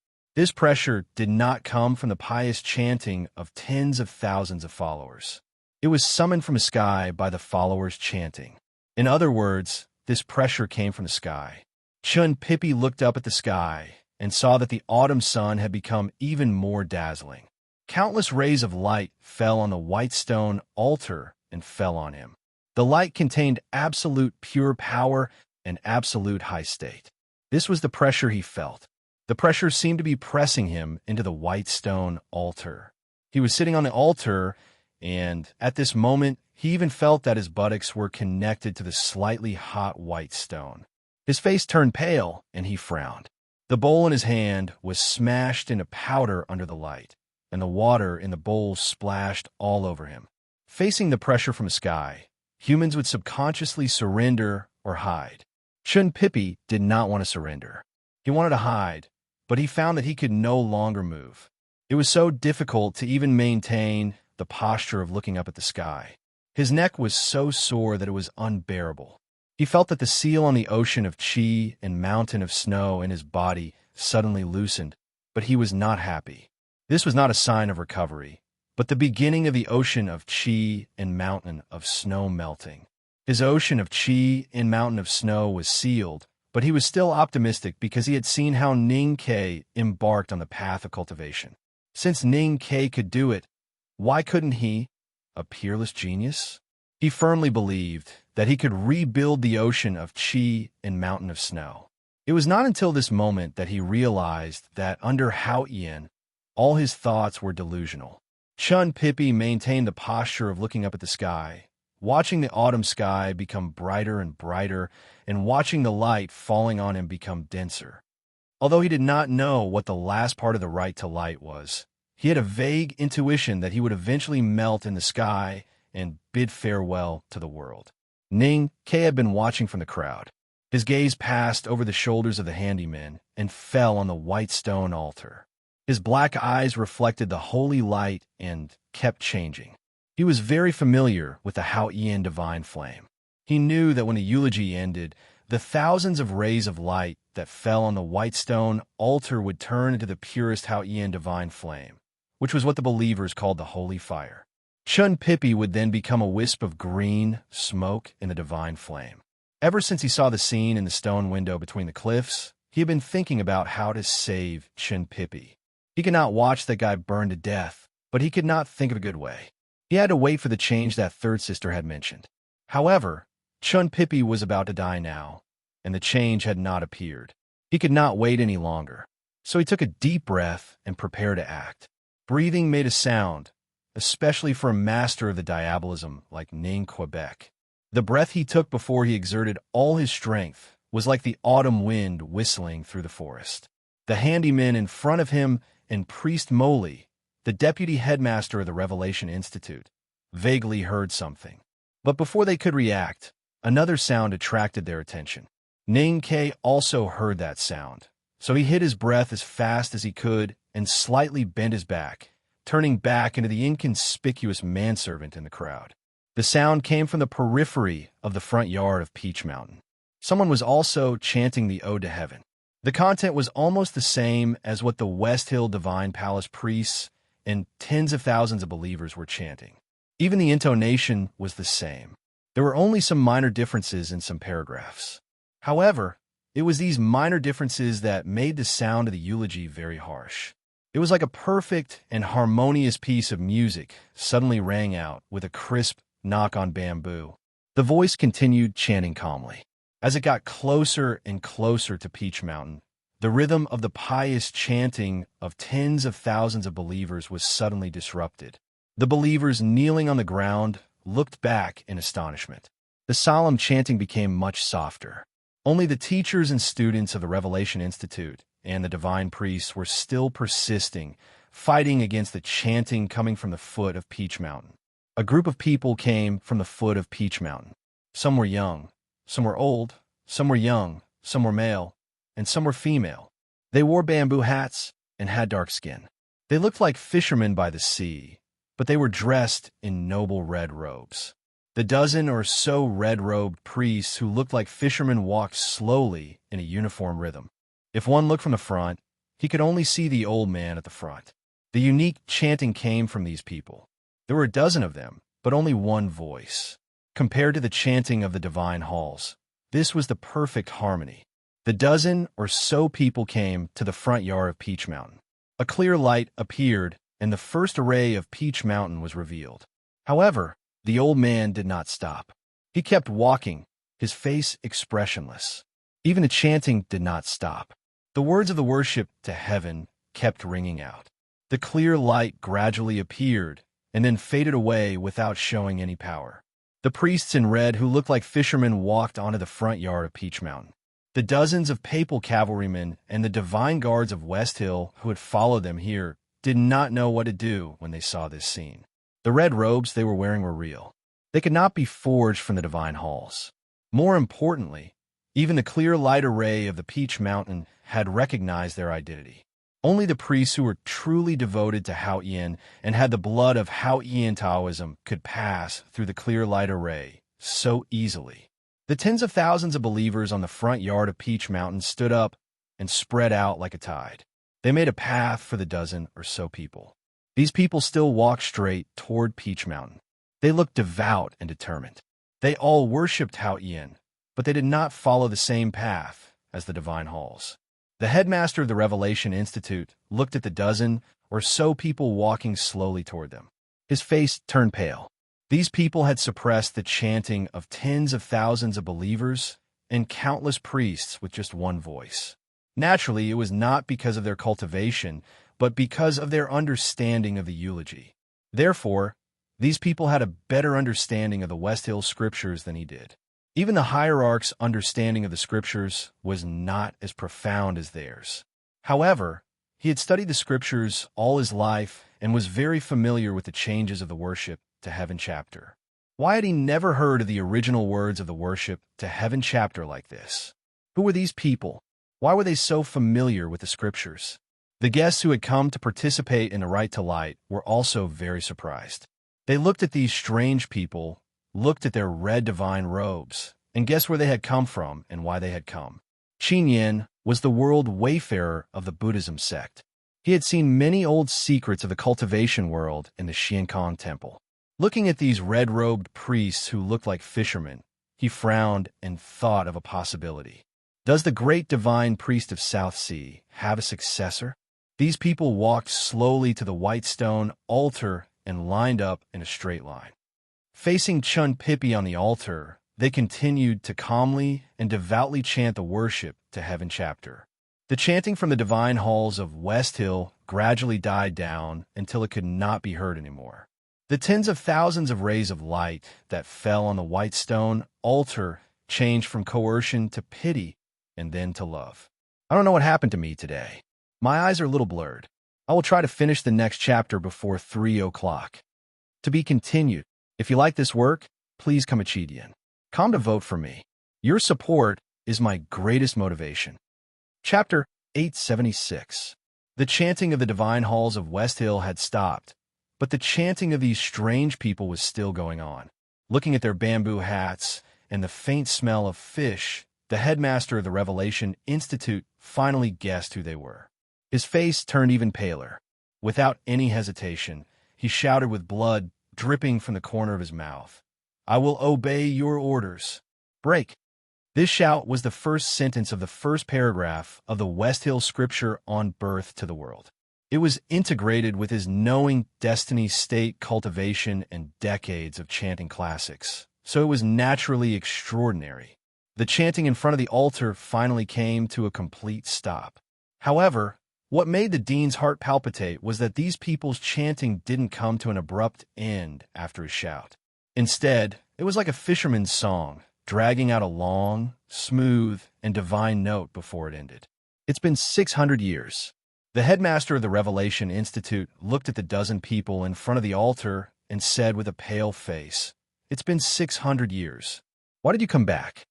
Standing in front of the group was an old man with a dark face and deep wrinkles, like leather that had been pressed down by a heavy object for a long time. He had a short and sparse beard and a calm look in his eyes. He looked like an old farmer who had seen all the joys and sorrows of the world. But because of the faint smell of the sea, he looked more like an old fisherman. The old man said, "We belong to Haoyin Taoism. Why can't we return to the divine halls of West Hill?"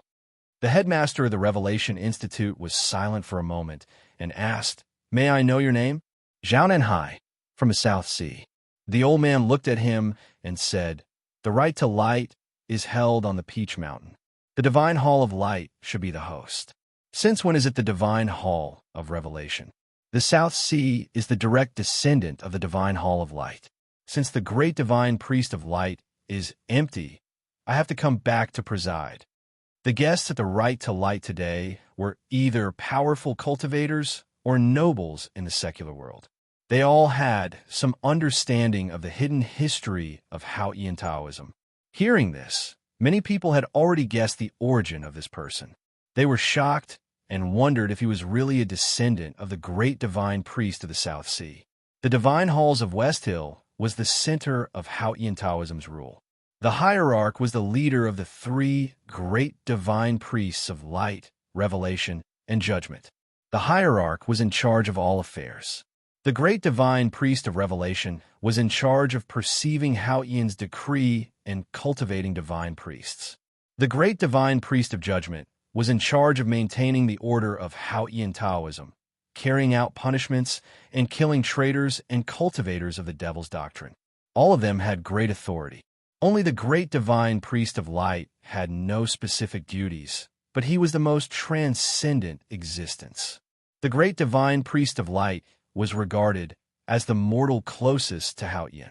He was ranked first among the three great divine priests, and even had a prestige no less than that of the hierarch.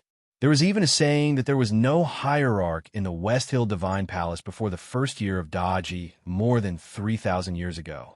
The emergence of the hierarch was because Haotian Taoism tried to suppress the products of the School of Light. For 1,000 years, the three most powerful people in the West Hill Divine Palace were all from the Divine Hall of Light. The first one was the great divine priest of light who brought the Ming hand scroll of the tomes of arcane to the wilderness and eventually founded the Enlightenment doctrine. The most recent one was Wei Guangming, who had been imprisoned in the U prison for more than 10 years and had died together with Yen Sei. The last one was the owner of the Divine Hall of Light 600 years ago. The great divine priest of light studied the West Hill scriptures since he was a child and was highly respected. He went to the Jishou Abbey to read 3 volumes of the tomes of arcane. Haotian Taoism thought that he would become the next Abbey Dean of the Jishou Abbey. However, who would have thought that he had a chance to read the Buddha's notes and was enlightened? He began to try to comment and revise the West Hill scriptures that had been passed down for countless years. This was a huge project and also made Haotian Taoism feel uneasy. The scriptures were taught by Haotian. How could they be revised at will? At that time, the great divine priests of judgment and revelation and the hierarch all objected to his approach. They thought that he had gone astray. In the end, the academic disagreement gradually turned into a power struggle. The great divine priest of light's state was unfathomable. Whether it was in cultivation state or in debating, he was not at a disadvantage when he fought against the three of them alone. There was also a fierce struggle within the Divine Hall. Wei Guangming escaped from the U prison, and there were countless casualties on the Peach Mountain. Before that, the civil strife caused by the revision of the scriptures 600 years ago was the most tragic period in the history of the West Hill Divine Palace. The civil strife in the Divine Hall was so terrible that it affected Haotian Taoism's control over the human world. The Jishou Abbey, which was hidden from the world, had to take action. However, even the Abbey Dean and those reclusive elders could not tell who was right and who was wrong. At this moment, they could only make what they thought was the most correct judgment.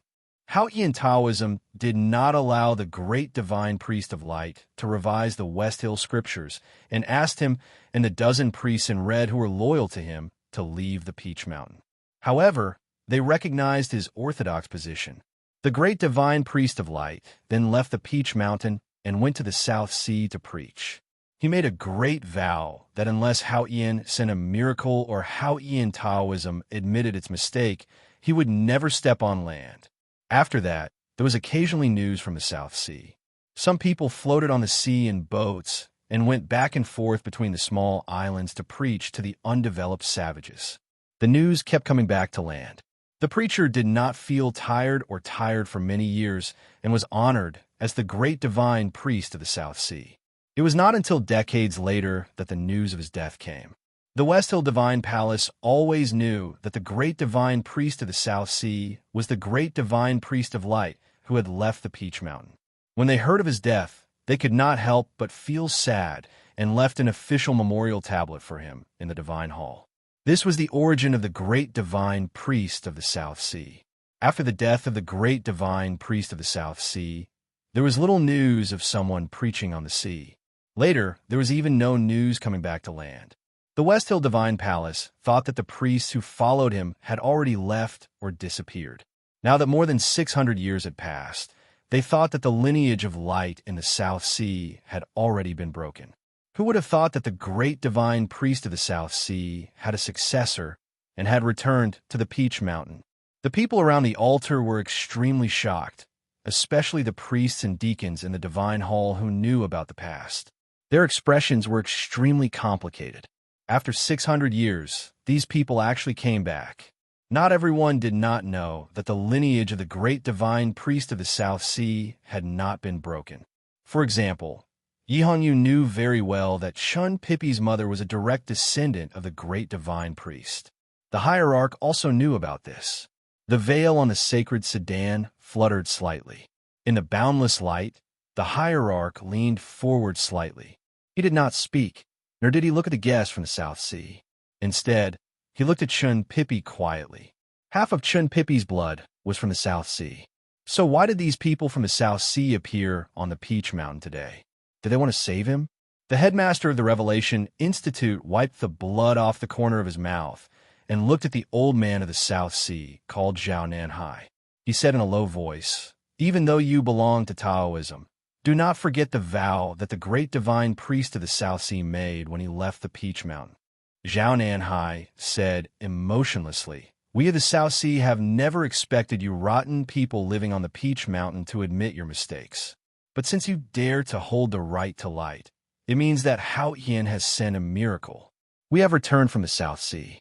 How have we broken the vow?" The headmaster of the Revelation Institute did not know how to answer. The right to light was paused. The West Hill scripture to heaven was not finished. The light that fell on the white stone altar gradually dimmed. Chun Pippi felt the pressure gradually disappear. The melting snow mountain and ocean of chi and even his internal organs stabilized. Only then did he realize that he was pulled back from the brink of death. He looked at the people from the South Sea in front of the altar and found them not familiar. He was very young when he left the South Sea. He had no memory of those people and the things that happened in the past. However, he knew that these people were his mother's relatives. In other words, these people were his relatives. Logically speaking, the people from the South Sea had saved his life, and they were also his relatives. At this time, he should be more excited, or at least show some gratitude. But Chun Pippi did not. He just looked at them quietly. Even if he could not remember anything, he still remembered that these people preached on the difficult sea. They did not care about anything except preaching. They were as cold to themselves and to others as the sea. He had forgotten what his mother said before she died. But now that he thought about it, if the people from the South Sea did not want to return to Peach Mountain, why would they send his mother to his father? Chun Pippi was very clear that the people of the great divine priest of the South Sea did not return to Peach Mountain to save him. Even if there was a reason, it must be related to his father. The people of the great divine priest of the South Sea returning to Peach Mountain seemed to be able to win back the control of Hao Yin Taoism for the Jisho Abbey. However, his father should know that she was in the divine hall of light. As long as she was in the human world, anyone who dared to challenge the West Hill Divine Palace could only die. Not to mention these descendants of the South Sea, even if the great divine priest of light came back to life 600 years ago. What did his father want to do? There was a bamboo couch by the lake in the Jisho Abbey. The Abbey Dean lay on the couch, holding something in his hand. He looked in the direction of Peach Mountain outside the walls of the abbey. The middle-aged Taoist was brewing tea by the couch. Long Qing was reading the tomes of arcane in the hut across the lake. The middle-aged Taoist poured the tea and gently placed it by the couch. The Abbey Dean slowly took the teacup with his new fingers and took a sip. The middle-aged Taoist looked in the direction of Peach Mountain. After a long silence, he said, "What a pity." The Abbey Dean knew that his younger brother meant two things. On the day when the headmaster ascended to heaven by the Sisui River, he stepped down from heaven and crushed the green mountain behind the abbey. All the hidden masters of Hao Yin Taoism were killed. From that moment on, the focus of Hao Yin Taoism had shifted from the Jisho Abbey to the West Hill Divine Palace. Because power had nothing to do with faith, but only with power. He was still there, and the Jisho Abbey was still the leader of Hao Yin Taoism. But now he was useless. Although the middle-aged Taoist was in a high state, it was not enough to intimidate Hao Yin Taoism. So the Jisho Abbey was destroyed. The middle-aged Taoist said it was a pity that the real power of the Jisho Abbey was crushed by the headmaster. The second was a pity for the great divine priests of the South Sea on Peach Mountain, because she was in the human world. She was on Peach Mountain. I don't think it's a pity. The Abbey Dean threw the thing in his hand on the ground beside the couch. It should be some hard object. Then he looked at the ground and said, "She can't win, at least not today." The middle-aged Taoist looked over and saw two pieces of old ox bones, one upside down and one upside down on ground. This was it.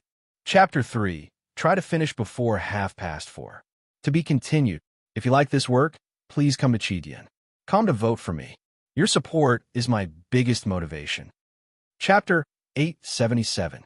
The middle-aged priest said, "Man's plan is not God's plan.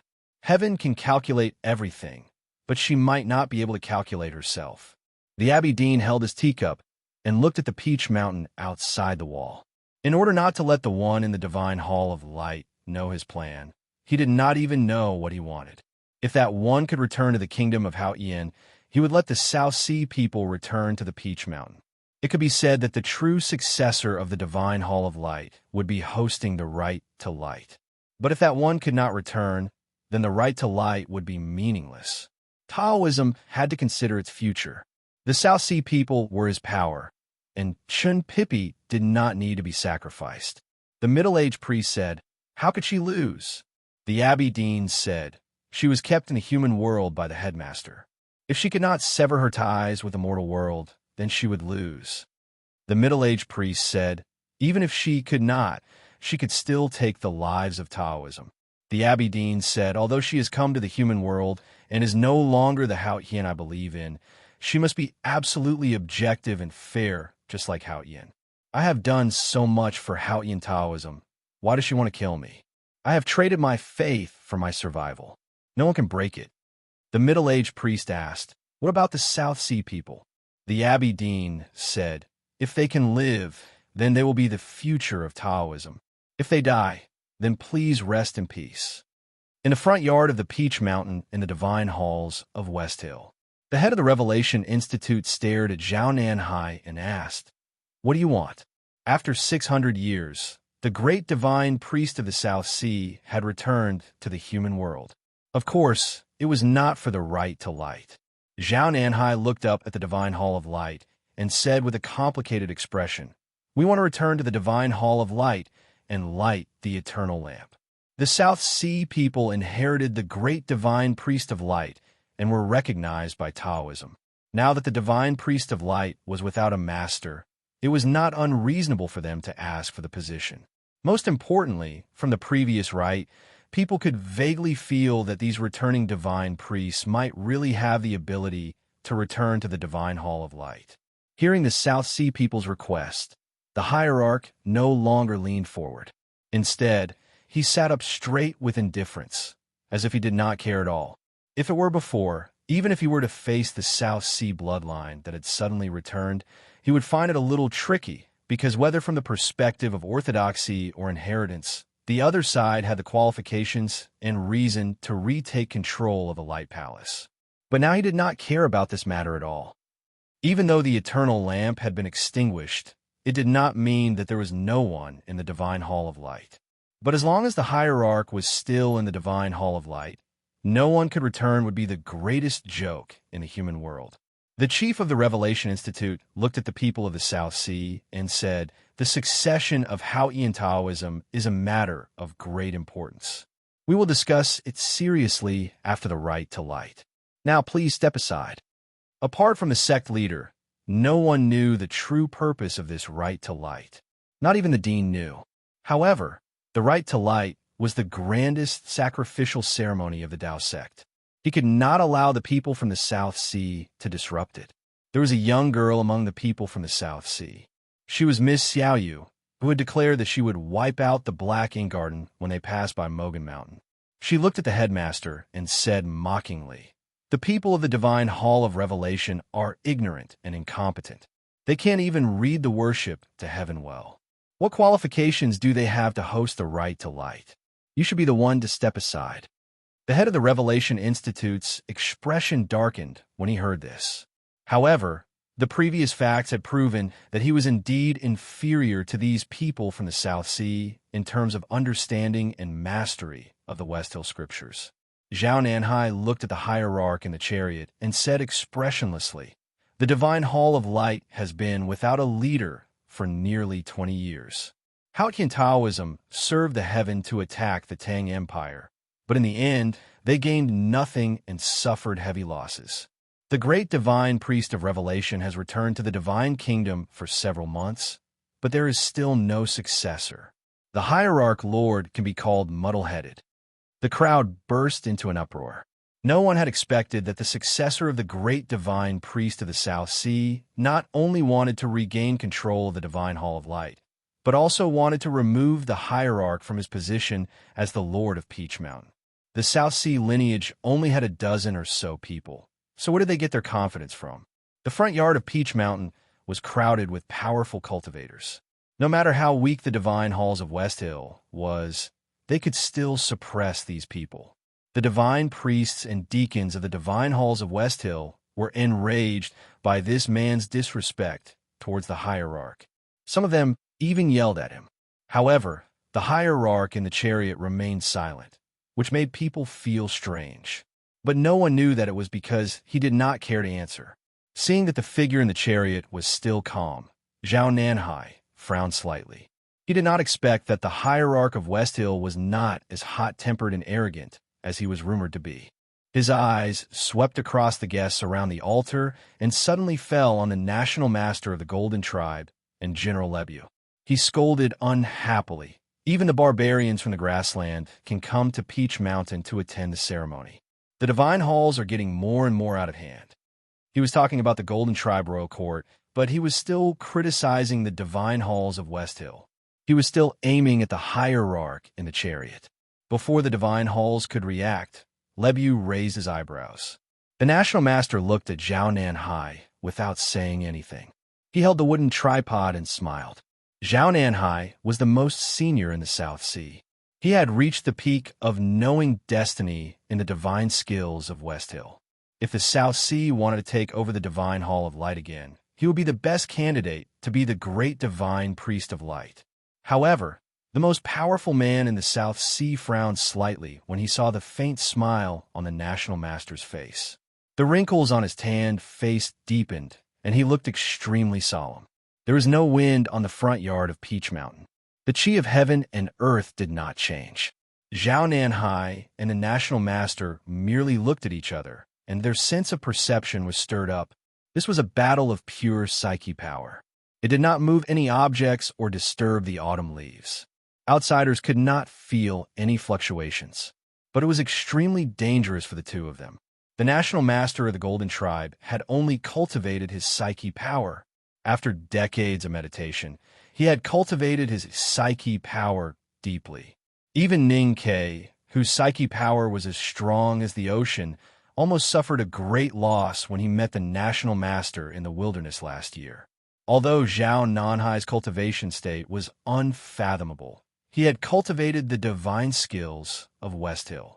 It was only natural that he was at a disadvantage when a national master dragged him into a dangerous battle of psyche power. Zhao Nanhai snorted. There seemed to be a divine light shining from his eyes. It floated a few inches away from his cheeks and then disappeared. He had used the divine skills to cut off psyche power and forced himself out of the battle. The national master did not look at him anymore. He held the wooden tripod and said nothing. His face was still smiling. The battle between the national master of the Golden Tribe and the most powerful descendant of the South Sea began quietly and ended abruptly. Zhao Nanhai seemed to be at a disadvantage, but when he sensed that something was wrong, he withdrew from the battle of psyche power. One had to admit that the national master's attainment in the divine skills of West Hill was unimaginably high. The battle ended in an instant. Many people around the altar did not even know what had happened. General Lebu, however, remembered the humiliation he had suffered. He took a step forward and punched from afar. Lebu was the most powerful martial artist in the Golden Tribe Royal Court. His muscles and bones were as tough as iron. Every move he made could shake the earth and mountains. When he punched from afar, The chi of heaven and earth in the front yard whistled along with it. It was as if he had thrown a small mountain at the people of the South Sea. Zhao Nanhai looked at the national master of the Golden Tribe. He did not care about the punch at all. A skinny man from the South Sea took a step to the side and also punched without any fancy moves. The previous battle of psyche power took place in the air. Now, the fists of Lebu and the skinny man from the South Sea were also launched from several meters away. The wind in front of the altar suddenly roared, accompanied by the sound of thunder. With a loud bang, the two fist intents met in the air. The peach blossoms that had fallen on the ground before the right to light were shaken and fluttered like butterflies. Then they were torn into countless pieces. The ground in front of the altar seemed to have gone through a drought for several years. There were many deep marks on it. The cracked ground looked like it would collapse at any time. The lean man gave a muffled groan and took a step back. The bamboo hat on his head split open like it had fallen to the ground, and then it rustled and fell, the fragments covering his head and face. General Lebu did not step back. He just swayed a little and then slowly withdrew his fist. He looked at the people from the South Sea and said indifferently, "The successor of the great divine priest of the South Sea is just so-so." Zhao Nanhai looked at the national master of the Golden Tribe and said, "No wonder you could stand against the Tang Empire for so many years. You are indeed impressive." The national master of the Golden Tribe and the general had shown their powerful states. It was not surprising that they could stand against the Tang Empire for so many years. What really shocked people was the people from the South Sea. The South Sea lost both battles, but people could clearly see that Zhao Nanhai's state was indeed unfathomable. If he really went all out, even the national master of the Golden Tribe would find it tricky. As for that lean man who was slightly inferior to General Lebu, he only stood at the 6th place among the people of South Sea. If the people of South Sea were ranked according to their strength, didn't it mean that all of them had the strength to approach or even defeat Lebu? Lebu was the most powerful martial artist in the Golden Tribe royal court. If all the people from the South Sea were in such a state, the divine halls of West Hill would be in big trouble today. How would the hierarch, who was the target of the South Sea people, deal with it? The hierarch still did not say anything because the divine halls of West Hill had their own people to deal with this matter. It was the divine hall of judgment that was responsible for maintaining order in Taoism. At this moment, Xiaoyu from the South Sea looked at the sacred sedan of judgment and saw a beautiful woman sitting behind the blood-red gauze. She asked, "Are you Yi Hongyu?" Yi Hongyu ignored her. A deacon from the judicial department said coldly, "This is our Lord of Judgment. What do you have to report? If you need anything, tell us now." "So you are the current Lord of Judgment." The South Sea girl looked at the sacred sedan and felt that the color did not look good. She said, "Come down, I want your position." The front yard of Peach Mountain was in an uproar. No one had expected that this girl would be so bold as to ask Yi Hongyu to give up her position as the great divine priest. That was close. The first chapter was out before 10 o'clock. The next chapter should be out before 12:30. To be continued. If you like this work, please come to Chidian. Come and vote for me. Your support is my biggest motivation. Chapter 878. Yi Hongyu thought of the previous 2 battles and was speechless. In the West Hill Divine Palace, she was the one who studied the divine skills the most. However, she found that the South Sea people were indeed the successors of the light 600 years ago. Zhao Nanhai's attainments in the divine skills were even better than hers. And the fight between Lieb and the lean man from the South Sea was vaguely similar to the fight between Tang and Xiaoho. Lieb deserved to be the #1 martial arts expert in the royal court. But where did the lean man learn to be so skilled? She was thinking about these things in the sacred chariot. Her subordinates from a judicial department were watching her from outside the chariot, waiting for her orders. At this time, the tactical array in the Peach Mountain was ready. 2,000 papal cavalrymen had gathered and were ready to charge. Hundreds of black-robed deacons were ready to collect the bodies of the people from the South Sea. At this moment, the voice of the South Sea girl rang in front of the altar. She sounded calm and proud. Yi Hongyu raised her eyebrows. The priests and black-robed deacons around the sacred sedan looked even worse. They were waiting for the great divine priest's order to activate the array and kill all the arrogant South Sea people. Yi Hongyu looked at the girl quietly, as if she was looking at her proud self many years ago. She did not order the judicial department to attack. Instead, she wanted to kill them. Chun Pippi had been sitting on the altar. Because of the return of the South Sea people, he was almost forgotten as a sacrifice for the right to light. He was very satisfied with his current situation. Since he could not guess the real reason why his father sent the South Sea people back to Peach Mountain, he just needed to keep himself alive. He asked the West Hill Divine Guards to get him some tea and melon seeds. Of course, no one paid any attention to him, but he still enjoyed the show until he heard the words of the South Sea girl. Looking at the healthy skin and delicate eyes of the South Sea girl, he sighed. He thought to himself, she is quite pretty. Why did she mess with that woman? Wouldn't it be a pity for her to die like this? The girl from the South Sea did not notice his expression. She looked at Yi Hongyu in the sacred sedan and said, I have been cultivating Taoism since I was a child and mastered the divine incantation at the age of 17. I am the youngest person to enter the knowing destiny state besides my cousin. I heard that you also cultivated the divine incantation, but you only reached the knowing destiny state at the age of 20.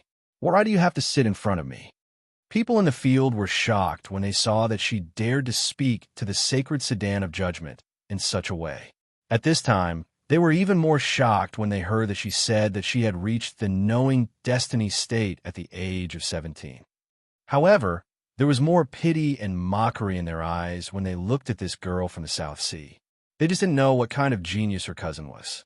It was extremely rare for a cultivator to reach the knowing destiny state at the age of 17. Other than the Academy and the Jisho Abbey, it was hard to find such an example. The South Sea girl had her reasons for being so proud. However, everyone in the cultivation world knew that it was not impossible for the great divine priest of judgment, the Tao addict, to reach the knowing destiny state at the age of 17. She just suppressed her realm at the see-through realm with great perseverance, waiting for the perfect opportunity to break the realm. What kind of terrifying state of mind did this require? How strong was his will? Because of this, Yi Hongyu, the Tao addict, had truly surpassed the category of young cultivators. She reached the peak of the knowing destiny state within a few years and became the great divine priest of judgment that everyone looked up to. There were many cultivation geniuses in the world, but who could really reach Yi Hongyu's position? How could ordinary young geniuses compete with such a figure? The South Sea girl felt the eyes of the crowd and was puzzled. She wondered why she did not receive praise or surprise when she reached the knowing destiny state at the age of 17, but only pity and mockery. She thought that the cultivation world of the Central Plains must be afraid of Yi Hongyu's status and deliberately use this kind of emotion to affect her state of mind. She could not help but become angrier and was about to call out her natal Taoist sword. In the beginning, Zhao Nanhai did not stop her from mocking Yi Hongyu, because he knew that his daughter was indeed a genius in cultivation. He also believed that Yi Hongyu's ability to become the great divine priest of judgment at such a young age did not mean that she was powerful. It only meant that the West Hill Divine Palace was declining. The South Sea branch lived in the South Sea and only knew the general situation of the cultivation world of the Central Plains, but not the specific situation. It was not until he saw the expressions of the crowd that Zhao Nanhai realized something was wrong. He called out to his daughter and looked at Yi Hongyu in the sacred sedan of judgment. He said, "My daughter is arrogant and does not know the immensity of heaven and earth. Please forgive her, great divine priest." The crowd did not expect him to say this, nor did they expect him to continue. If the rules of the divine hall have not changed, I remember that the position of the great divine priest of judgment has always been obtained through blood. Yi Hongyu sat in the sacred sedan with her chin resting on her hand. Hearing Zhao Nanhai's words, her eyes brightened. She said, "If you can kill me, the seat of heavenly black jade will be yours." The inheritance of the seat of heavenly black jade in the divine hall of judgment had always been accompanied by death. The succession of every great divine priest of judgment was a bloody and tragic history. Yi Hongyu could become the great divine priest of judgment because she killed the previous great divine priest of judgment. Of course, she could completely ignore Zhao Nanhai's challenge. But who was she? She was Yi Hongyu. Her favorite thing was to fight against the strongest. Since she had already seen Zhao Nanhai's profound attainments in divine skills, there was no reason for her not to accept the challenge. However, it was not Zhao Nanhai who came out to fight. It was a middle-aged man who looked like a fisherman. This time, the crowd noticed that this man was ranked 4th in the South Sea Group. He was ranked 4th in the South Sea Group, and he wanted to sit on the seat of heavenly black jade. The crowd looked at the tanned, skinny, and short middle-aged man and frowned. He was really overestimating himself. However, after the middle-aged man walked out of the group, his skinny right hand slowly reached out of his red robe. With a clear whistle of a sword, a Taoist sword appeared out of nowhere and floated in the air. With the appearance of the Taoist sword, the skinny, short, and tanned middle-aged fisherman naturally exuded a murderous aura. The autumn wind on Peach Mountain made his robe flutter. What a grandmaster! The crowd no longer thought that this man was overestimating himself. Lu Yiqing's sword in the scabbard of his waist buzzed faintly. He closed his eyes and felt the sword while in the air. He was sure that even he was no match for this man. Yi Hongyu sat in the sacred sedan. She could not help but frown when she saw that it was not Zhao Nanhai who came out to fight.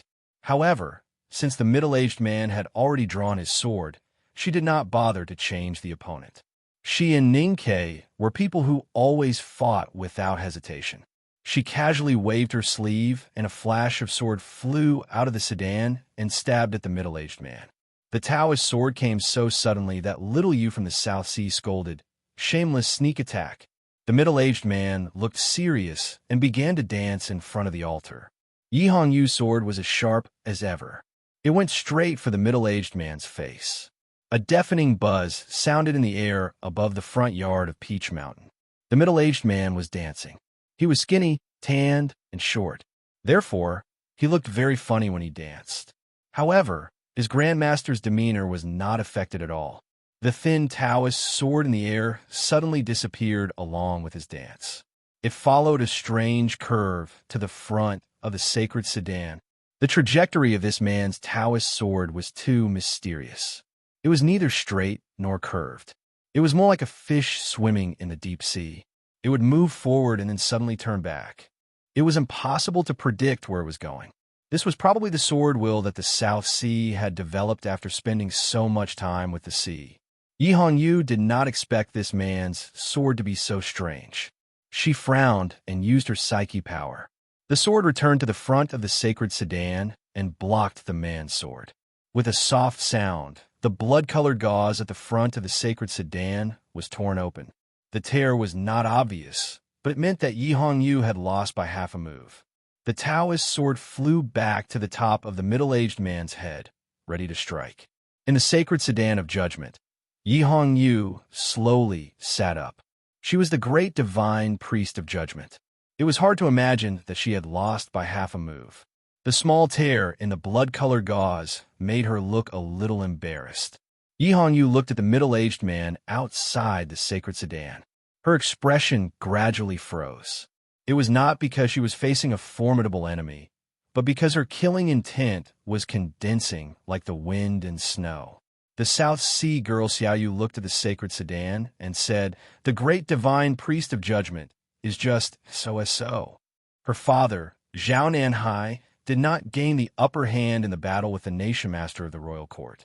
Sixth brother had lost to General Buell. General Buell had said that the South Sea successor was just so. Now that fourth brother had won by half a move, she returned the same words to the divine halls of West Hill. Yi Hongyu ignored her. She rested her chin on her hand and closed her eyes again. Her sword flew back to her knees. She no longer looked at the middle-aged man in the sacred sedan. Her sword was no longer cruising in the air. She was ready to defend against the man's strange sword. No one in the front yard of Peach Mountain knew what she was going to do. The middle-aged man frowned slightly. At this moment, the front yard of Peach Mountain suddenly became stormy. It was not a real storm because there was no rain falling. In fact, there was only the sound of the violent wind and the majestic sound of the rain. The sound of the wind was the sound of the sword, and the sound of the rain was the sound of the sword. Yi Hongyu still had her eyes closed. Her Taoist sword was still on her knees. But thousands of white turbulence came out of the sacred sedan and pierced towards the middle-aged man in front of the altar. Every white turbulence was an illusory sword. She closed her eyes, but there was divine starlight in them. She had already seen through the chi of heaven and earth in the front yard of Peach Mountain. She did not use her sword, but thousands of swords came out. Thousands of swords came out. The second layer of the array covering Peach Mountain was faintly glowing. Even the array appeared automatically. It was not hard to imagine the power of the rain of swords. The middle-aged man shouted and summoned his Taoist sword to protect himself. The Taoist sword was extremely thin and looked like a swimming fish. In an instant, it emitted infinite light and tightly protected his body. With countless crisp sounds, thousands of illusory swords fell like rain, enveloping the middle-aged man. However, the thin light sword in front of the middle-aged man did not dim at all. He had used the West Hill divine skill to enter swordsmanship. Everyone was shocked again. No wonder he was the true successor of the South Sea sect of light. He did not show any signs of defeat in the face of the violent sword momentum of the divine priest of judgment. The South Sea girl looked at Yi Hongyu in the sacred sedan and said, "They all say that you are powerful. Is this all you are capable of?" Yi Hongyu rested her chin on her hand and closed her eyes. She did not look at her, nor did she look at the middle-aged man. She knew that the middle-aged man was doomed. Ever since she mastered swordsmanship, she had only used this method twice.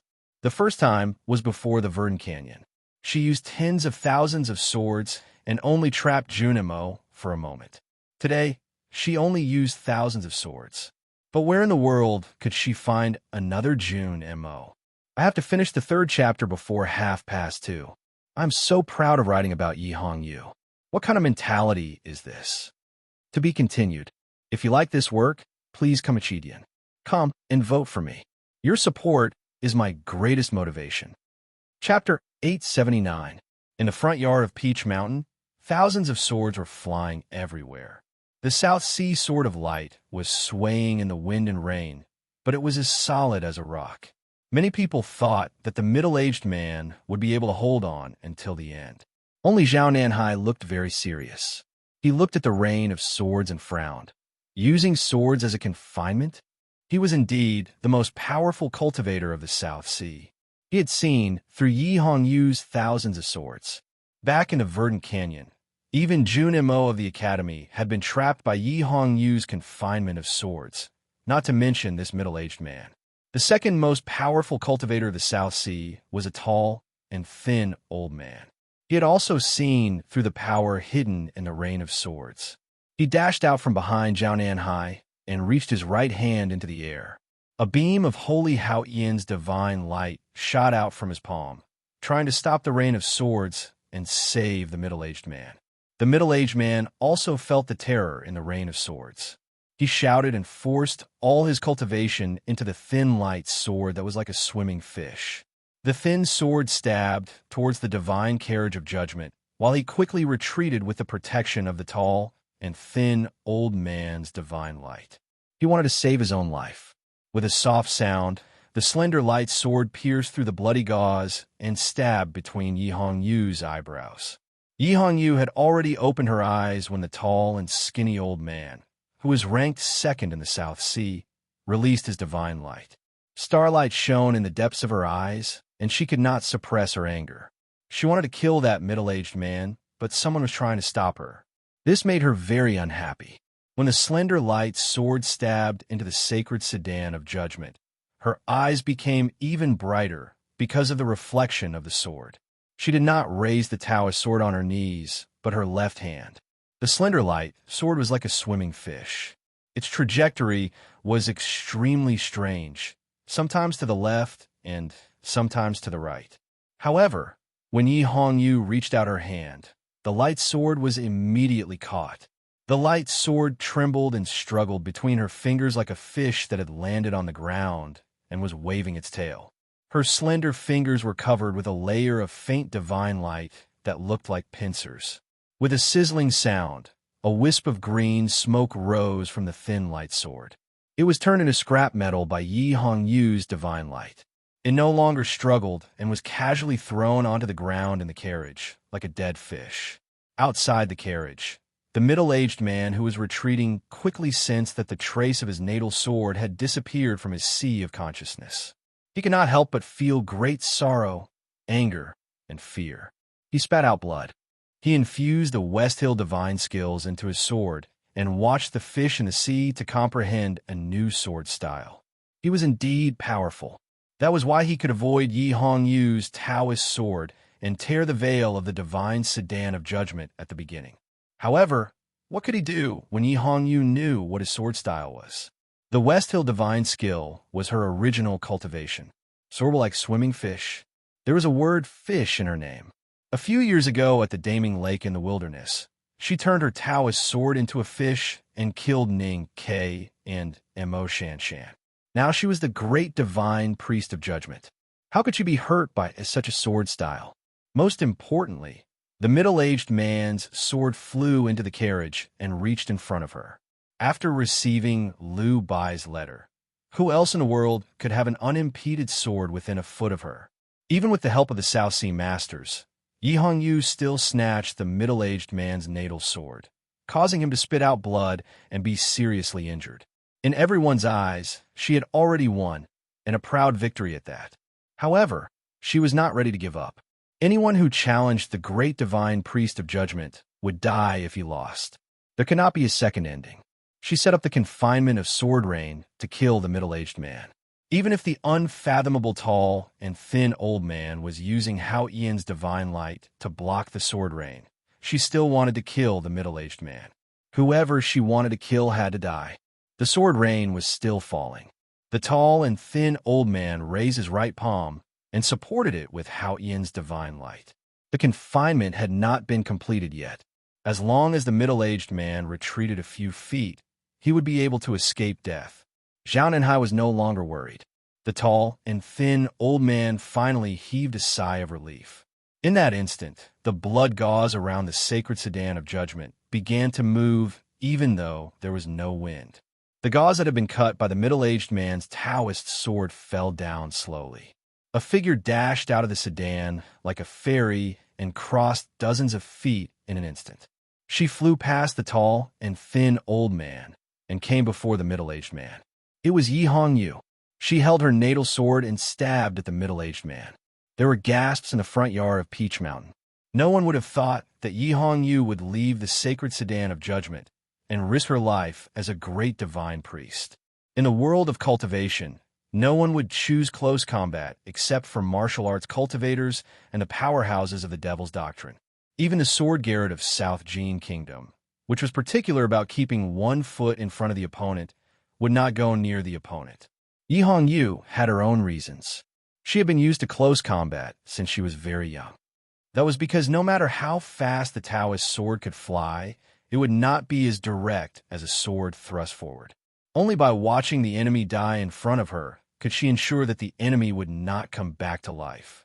Later on, she fought with Ning Ke and learned a lot from him. Even though she did not have the fearless body of the powerhouses of the Devil's Doctrine like Ning Ke, who cultivated the Great Spirit, she had learned from Liu Bai's sword. That sword was a matter of course. If it wanted to stab someone, it would stab them. As long as the enemy was within a foot in front of her, there was no way to escape. Even the heavens and the earth could not avoid it. What if the enemy was not in front of her when they were dozens of feet apart? If the Green Mountain did not come to her, then she would come to her. If she came to her, then she would come within a foot of her, then she would die. The middle-aged man was the closest to her sword. He could clearly feel the killing intent from the sword. He could smell fear and death. At this moment, his natal sword had been destroyed, so there was no way he could avoid this sword. He quickly used the West Hill divine skill and gathered the divine flame between his palms, turning it into a ball of blazing light in an attempt to block this terrifying sword. The tall and thin old man was using his right palm to resist the confinement of sword rain. Seeing that his younger brother was in a desperate situation, his face turned extremely serious. He pointed his left hand at a distance. This was not a simple move. The tip of his finger was full of divine flame, like a blooming flower. A thin divine flame shot out from the flower. Although they were dozens of feet apart, the tip of his finger seemed to be pressing on Yi Hongyu's back. Yi Hongyu felt the change behind her, but her expression did not change. She held her natal Taoist sword and continued to stab the middle-aged man. After the Taoist sword stabbed into the ball of light made of divine flame, it made a sizzling sound. But it did not stop because her sword was also burning with divine flame. She ignored the finger coming from behind because she had to deal with the sneak attack of the tall and thin old man. The middle-aged man would take the opportunity to escape. The most troublesome thing was that Zhao Nanhai would be able to react as soon as she could. She was not afraid, but she would not be able to kill the middle-aged man. She had to kill the middle-aged man, even if she was injured, because she was the Great Judgment. Anyone who dared to challenge her would be sentenced to death. Yi Hongyu's sword stabbed into the middle-aged man's chest, piercing through his heart.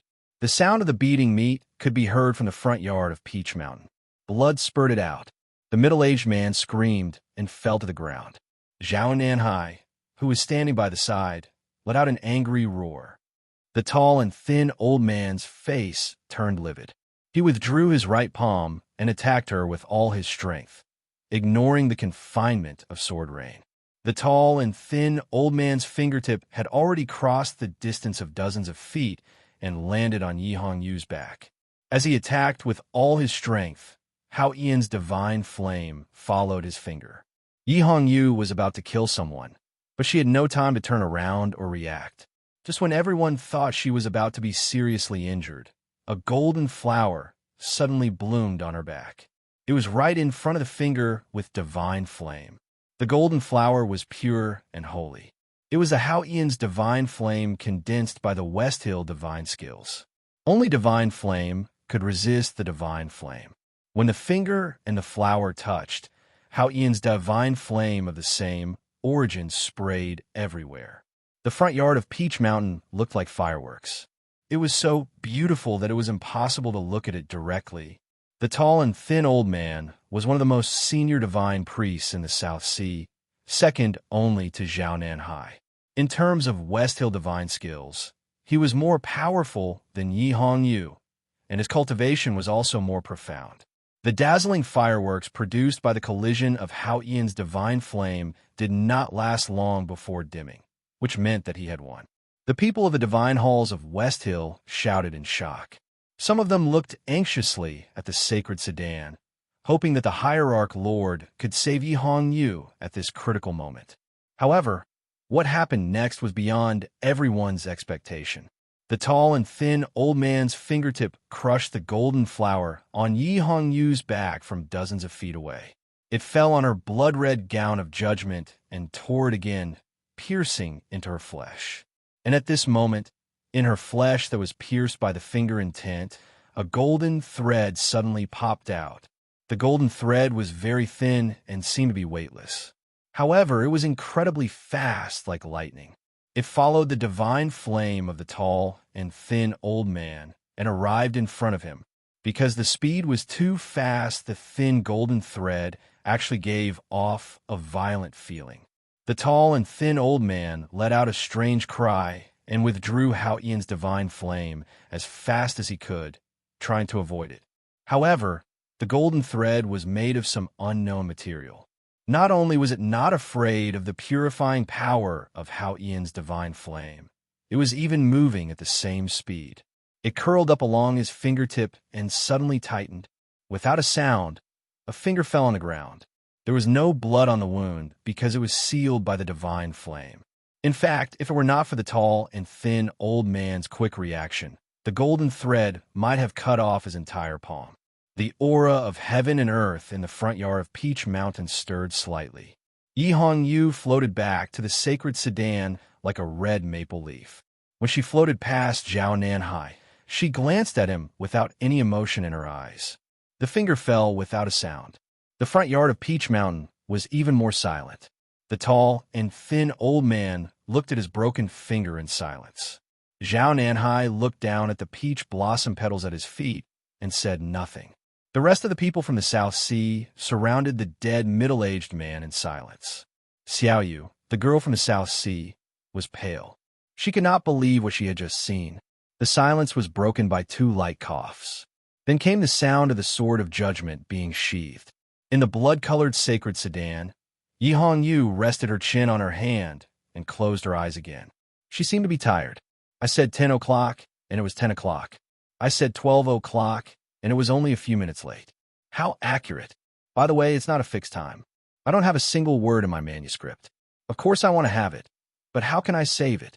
I can only say that it's useful to set a time limit for myself. Also, there's an announcement on the homepage of Qidian. Starting from midnight on the 28th, the monthly votes will be doubled. If you want to vote, please vote for me 3 days later. It's still midnight tomorrow. Also, YY has a reading activity tomorrow night. You're welcome to watch. To be continued. If you like this work, please come to Qidian. Come to vote for me. Your support is my greatest motivation. Chapter 880. Her originally red lips were now a little pale. She seemed a little tired, but no one thought that she was weak. It was as if her sword was quietly placed by her side, but it had already said 1,000 words. The battle had shocked everyone.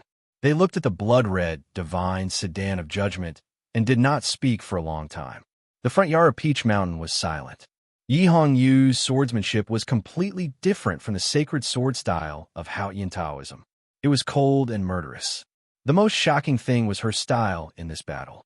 The skinny old man was second only to Zhao Nanhai among the divine priests of the South Sea. His West Hill divine skills were profound and exquisite. Even if he was not as good as Wei Guangming, he was definitely better than Yi Hongyu. Before her sword pierced the middle-aged man's heart, the skinny old man had already stretched out his finger. At that time, if she had ignored him or stabbed the middle-aged man and returned, she would not have been forced into a desperate situation by the tall and thin old man. If it was anyone else in that kind of dangerous situation, they would probably have made the same choice. But Yi Hongyu did not care. She killed the middle-aged man in front of her. She used her body to block the skinny old man's finger. Then she cut off the old man's finger in a strange way that no one could have imagined. The strong willpower and absolute confidence in her choice sent a chill down everyone's spine. The great divine priest of judgment had used such a dangerous method to kill. It was not until then that people remembered that before she became the ruler of the seat of heavenly black jade, she was the Tao addict who was famous for her fighting skills. She was the Tao addict who had killed countless people. The result of this battle was beyond many people's expectations. People knew Yi Hongyu's talent in cultivation and her strength, but cultivation always depended on time. After all, she was too young. Therefore, after she became the great divine priest of judgment, people in the cultivation world had always suspected that if the former great divine priest of judgment had not been injured in the battle of Wei Guangming's escape from the Yu prison, she would not have been killed by the young Yi Hongyu. Because of this, after the middle-aged man who ranked fourth among the South Sea divine priests displayed the demeanor of a grandmaster, people in the front yard of Peach Mountain no longer thought highly of her. When she condensed 1,000 swords to break out of the chariot and break out of the confinement, people's opinions changed a little. However, when the thin and tall old man stretched out his finger, people still thought that she would fail. She didn't lose. Even when the 2 experts from the Southern Sea joined forces, she still won cleanly and cleanly. In the battle, she displayed the power and killing intent of the current adjudicator. She believed that after today's battle, no one in the world would dare to question her qualifications to sit on the seat of heavenly black jade, and no one would dare to disrespect the adjudicator. Xiao Yu, the girl from the South Sea, looked at the divine sedan of judgment with a pale face. She had noticed Yi Hongyu's emotionless look when she returned to the sacred sedan. Yi Hongyu was looking at her father, not her, because there was no proud girl from the South Sea in her eyes. If it had been a moment ago, the South Sea girl would have felt that this was contempt and humiliation. She would definitely have been enraged, but now she had to admit that this was the truth. She was also a cultivation genius. She had reached the knowing destiny state at the age of 17, which was extremely rare in the history of cultivation. However, she lived in the remote and barren South Sea and had no reputation in the cultivation world. Every time she thought of the so-called three addicts of the cultivation world of the Central Plains, she felt contempt and injustice, thinking that they were just lucky people. Since she came to the Central Plains from a small town in the South Sea, what she wanted to do most was to defeat the three addicts, the most famous in the cultivation world. She wanted to tell everyone that only she and her cousin were the real cultivation geniuses. That was why when she passed by Mogan Mountain, she wanted to meet the legendary calligraphy addict in the Black Ink Garden. That was also why she challenged Yi Hong Yu after coming to Peach Mountain. However, the calligraphy addict did not even fight with her. Yi Hong Yu killed her fourth uncle in front of her, and then cut off one of the fingers of the uncle master whom even she respected. If the Tao addict was so powerful, how weak could the calligraphy addict be? The girl from the South Sea looked at the sacred sedan with a pale face. She thought that the cultivation world of the Central Plains was indeed a terrifying place. No one could be famous because of luck. Everyone in the front yard of Peach Mountain was surprised by Ruling Sword's imposing manner. Only two people had already guessed the result of this battle, because they were very familiar with Yi Hong Yu. It was interesting to say that Yi Hong Yu was the great divine priest of judgment of the West Hill Divine Palace. But the people who were really familiar with her and knew her to the bone were the two disciples of the academy. Chun Pippi had lamented before the battle that the people from the South Sea were courting death by provoking that crazy woman. Ning Kei, who was hiding in the crowd, had been smiling without saying a word. Chun Pippi only knew that Yi Hong Yu was cruel, crazy, and powerful. Ning Kei also knew why she was so powerful. Just as Yi Hong Yu had said, in the cultivation world where cultivation states and manners were so important, only she and Yi Hong Yu were the ones who truly knew how to fight. They had risked their lives for each other several times. She knew his shamelessness and cruelty, and he also knew that there was a cold, golden thread in her body. They were truly on the same path. Apart from the people, there was also a sword that was watching the battle. The sword had been floating quietly in the air in front of the altar.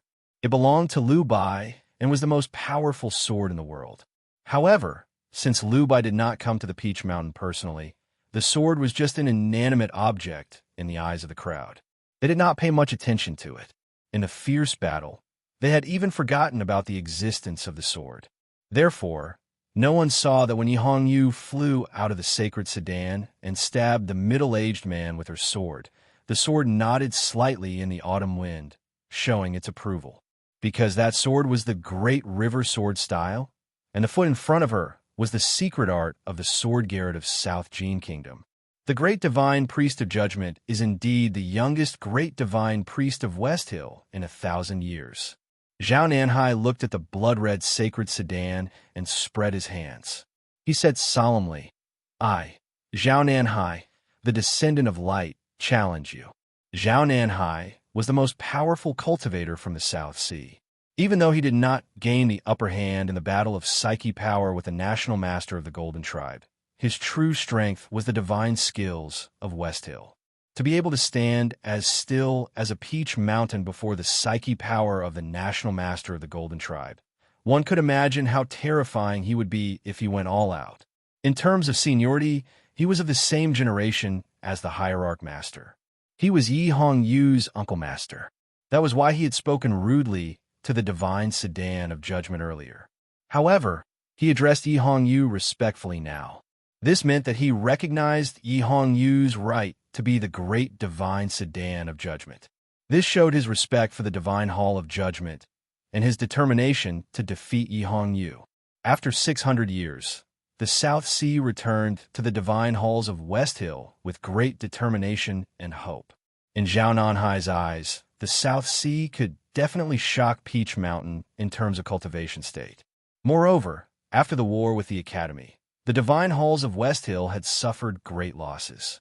Most of the divine talisman masters were wiped out, the great divine priest of revelation was dead, and the hierarch was seriously injured. The only one left to support the divine halls was the Tao addict, Yi Hongyu. Who would have thought that when they came to Peach Mountain, they would find that the hierarch, who was rumored to be seriously injured and on the verge of death, had actually fully recovered.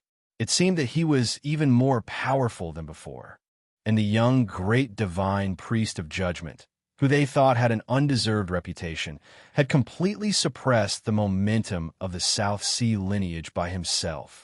Zhao Nanhai could not allow this situation to continue. Otherwise, he would not be able to overthrow the hierarch and take back the divine hall of light that once belonged to him. That was why he did not hesitate and challenged Yi Hongyu again in the sacred sedan. The young great divine priest of judgment was indeed powerful, but he was still confident that he could defeat her. In the sacred sedan, Yi Hongyu rested her chin on her hand and closed her eyes as if she did not hear what Zhao Nanhai said. She didn't want to fight with Zhao Nanhai before, because she was very interested in the divine skills of Westhill of the South Sea. But now she did not want it because she was tired. Besides, many things would happen in the right to light today. The people from the academy had not arrived yet. She had already shown her power with the sword of judgment. She did not want to waste more energy. The inheritance of the great divine priest of judgment relied on killing and blood. But this did not mean that the person sitting on the seat of heavenly black jade had to accept endless challenges. If that person did not want to accept challenges, then those who wanted to seize the position of the great divine priest of judgment must first kill a bloody path to the seat of heavenly black jade. She raised her right hand. The divine priests and black-robed deacons of the divine hall of judgment outside the sacred chariot were ready for battle. Hurried hoofbeats came from the front yard. More than 2,000 papal cavalrymen began to gather, ready to charge. Even the big array in Peach Mountain began to show its power. She was the current great divine priest of judgment, so she had the right to fight if she wanted to. If Zhao Nanhai did not want to fight, then he could kill everyone from the divine hall of judgment first. She never cared about dignity on the battlefield, nor did she respect courage. As mentioned before, she and Ning Ke were different in the cultivation world. When needed, they would never hesitate to send a group of subordinates to fight a single enemy. The Divine Hall of Judgment was ready to crush the South Sea. Previously, the South Sea could enter the front yard of Peach Mountain because they were all Orthodox Taoism. Now that the great divine priest of judgment had raised her hand, they could not care less about Taoism. Listening to the dense hoofbeats from afar, Yi Hongyu closed her eyes and thought, 2,000 papal cavalrymen can kill all of you. Do you think you are Junimo? The people of the South Sea looked at the 2,000 cavalrymen who had appeared in the front yard. They sensed the hidden power of the Matrix on Peach Mountain, and their expressions became extremely ugly. They had been drifting in the South Sea for hundreds of years, cultivating day and night. Although they had reached a high state, their thinking was still rigid. They did not expect Yi Hongyu to ignore the dignity of the Divine Hall of Westhill and choose the most domineering way to deal with the challenge of the great divine priest. It has been 600 years. Is Taoism going to kill each other again? Zhao Nanhai stared at Yi Hongyu in the blood-colored sacred sedan and said in a low voice, "The Divine Hall of Westhill held the right to light today. Only the hierarch knew the secret behind it. Everyone else thought that the right to light was an ambush against the Academy. No one expected that the successor of the South Sea's light would suddenly return to Peach Mountain and cause such a stir. Although the great divine priest of judgment had shown great power in the previous battle, no one dared to underestimate these people who had cultivated in the South Sea for many years. They thought that even if the Divine Hall of Westhill could crush these people to death, they would have to pay a heavy price, which would affect the Divine Hall's arrangements for the Academy. Even though the right to light had already begun and Chun Pippi was almost purified by the divine light falling from the sky, the people from the Academy had yet to appear. However, everyone present firmly believed that the people from the Academy would definitely appear. It was just that they did not know when they would appear. Because of this, the Divine Hall of Westhill did not want to start a full-scale war with the South Sea. The dean of the Revelation Institute looked at Zhao Nanhai and said coldly, The great divine priest of South Sea's memorial tablet is still in the side hall of the Divine Hall of Light. The Divine Hall of West Hill has never denied that you are the orthodox Taoism. The fact that you could enter Peach Mountain means that Hao Ian recognizes your piety. But if you dare to disrupt the sacred right to light, don't blame the Divine Hall for punishing you for your disrespect. The great divine priest of revelation has returned to the divine kingdom, and there is no successor. Who dares to talk about heaven's will? Zhao Nanhai ignored him and turned to stare at the hierarch's tall figure in the sedan. He shouted, "The mortals may not know, but everyone in the Divine Hall of West Hill knows that the Jisho Abbey is the Tian Shu of Taoism. The man on the altar is the only child of the Abbey Dean. How dare you sacrifice him to Hao Ian? Aren't you afraid of Hao Ian's wrath?" It was very quiet around the altar. Many people already knew about Chun Pippi's background, but no one dared to say it. To them, it meant that the internal strife within Taoism had reached the point of no return. They did not expect the people from the South Sea to point it out. The expressions on the faces of the dozen or so old divine priests became complicated. The dean of the Revelation Institute saw the change in the atmosphere and knew that he could not let this man continue. Otherwise, no one knew what the people in the Divine Hall who still respected the Jisho Abbey would do. He shouted, "This man is indeed the Abbey Dean's son, but he has become a disciple of the headmaster of the academy and a student of the second floor of the academy. This alone makes him a traitor. What right does he have to live?" The South Sea girl Xiaoyu heard this and realized that the Divine Hall of West Hill really wanted to kill Chun Pippi. It was not entirely a trap to ambush the academy. Her face turned pale, and she shouted, "Who dares to kill my man?" Chun Pippi did not feel close to his mother's family from the South Sea, nor did he like Yi Hong Yu. Therefore, he had been watching the show with great interest. The West Hill Divine Guard guarding him could not stand his pestering. Even though they could not really bring him melon seeds, they poured him a bowl of water. He was drinking water from the bowl and happily watching the Divine Hall of West Hill and the South Sea quarrel. He thought to himself that he had not lived in vain to watch such a show before he died. However, he didn't expect to hear the South Sea girl's loud shout immediately afterwards. "Men? Who's man?" "I'm your man." With a puff, Chun Pippi spat out all the water in his mouth. The front of his academy uniform was wet. He looked at the girl in front of the altar and felt sad. It was fine if she wanted to recognize him as her relative, but how could she be so reckless? What kind of show was this when he became the male lead in the end? This is the first chapter. The double monthly votes have already begun. Please support me. I will try to finish the second chapter before 3:15. To be continued. If you like this work, please come to Chidian. Come to vote for me. Your support is my greatest motivation. Chapter 881. The area around the altar became quiet again. The front yard of Peach Mountain had been quiet for too many times today because too many shocking things had happened. Xiaoyu looked at Chun Pippi and said, "Cousin, hold on a little longer." The hierarch knew about the relationship between Chun Pippi and the South Sea, but others did not. He was surprised to hear the South Sea girl call him my man. Now that she called Chun Pippi cousin, he recalled what she said and realized that the young, knowing Destiny one she mentioned was Chun Pippi himself. Chun Pippi was also surprised. He nodded subconsciously while holding the bowl of water. Then he realized that he should not have nodded. Did his father also use the finger marriage method? The war between the Divine Halls of West Hill and the South Sea was about to begin. In fact, neither side wanted to start the war because they both belonged to Taoism. Their opponent should be the academy. At this point, the only one who could solve the problem was the hierarch. After the Jisho Abbey lost the favor of Hao Ian, the hierarch became the leader of Hao Ian Taoism. The hierarch behaved very strangely today because he did not speak much from the beginning to the end. He was totally different from the rumored irascible and irritable person. No one knew that it was because he thought that he was no longer who he used to be. Many years ago, when Xiong Chumo was not the hierarch of West Hill and was just an ordinary divine priest, he followed his master to preach in the wilderness. There he met his lifelong enemy, Lin Wu, the Grand Master of Devil's Doctrine.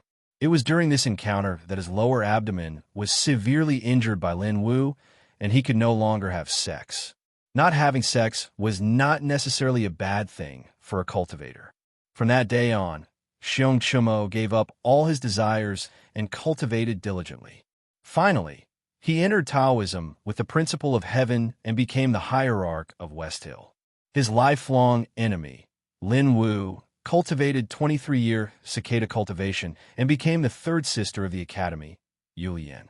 Xiong Chumo also became the hierarch of West Hill. However, this incident had a great impact on his temperament. The result of eliminating human desires with the principle of heaven did not mean that human desires would disappear completely. On the contrary, the desires hidden deep in his body became stronger and stronger until they became abnormal.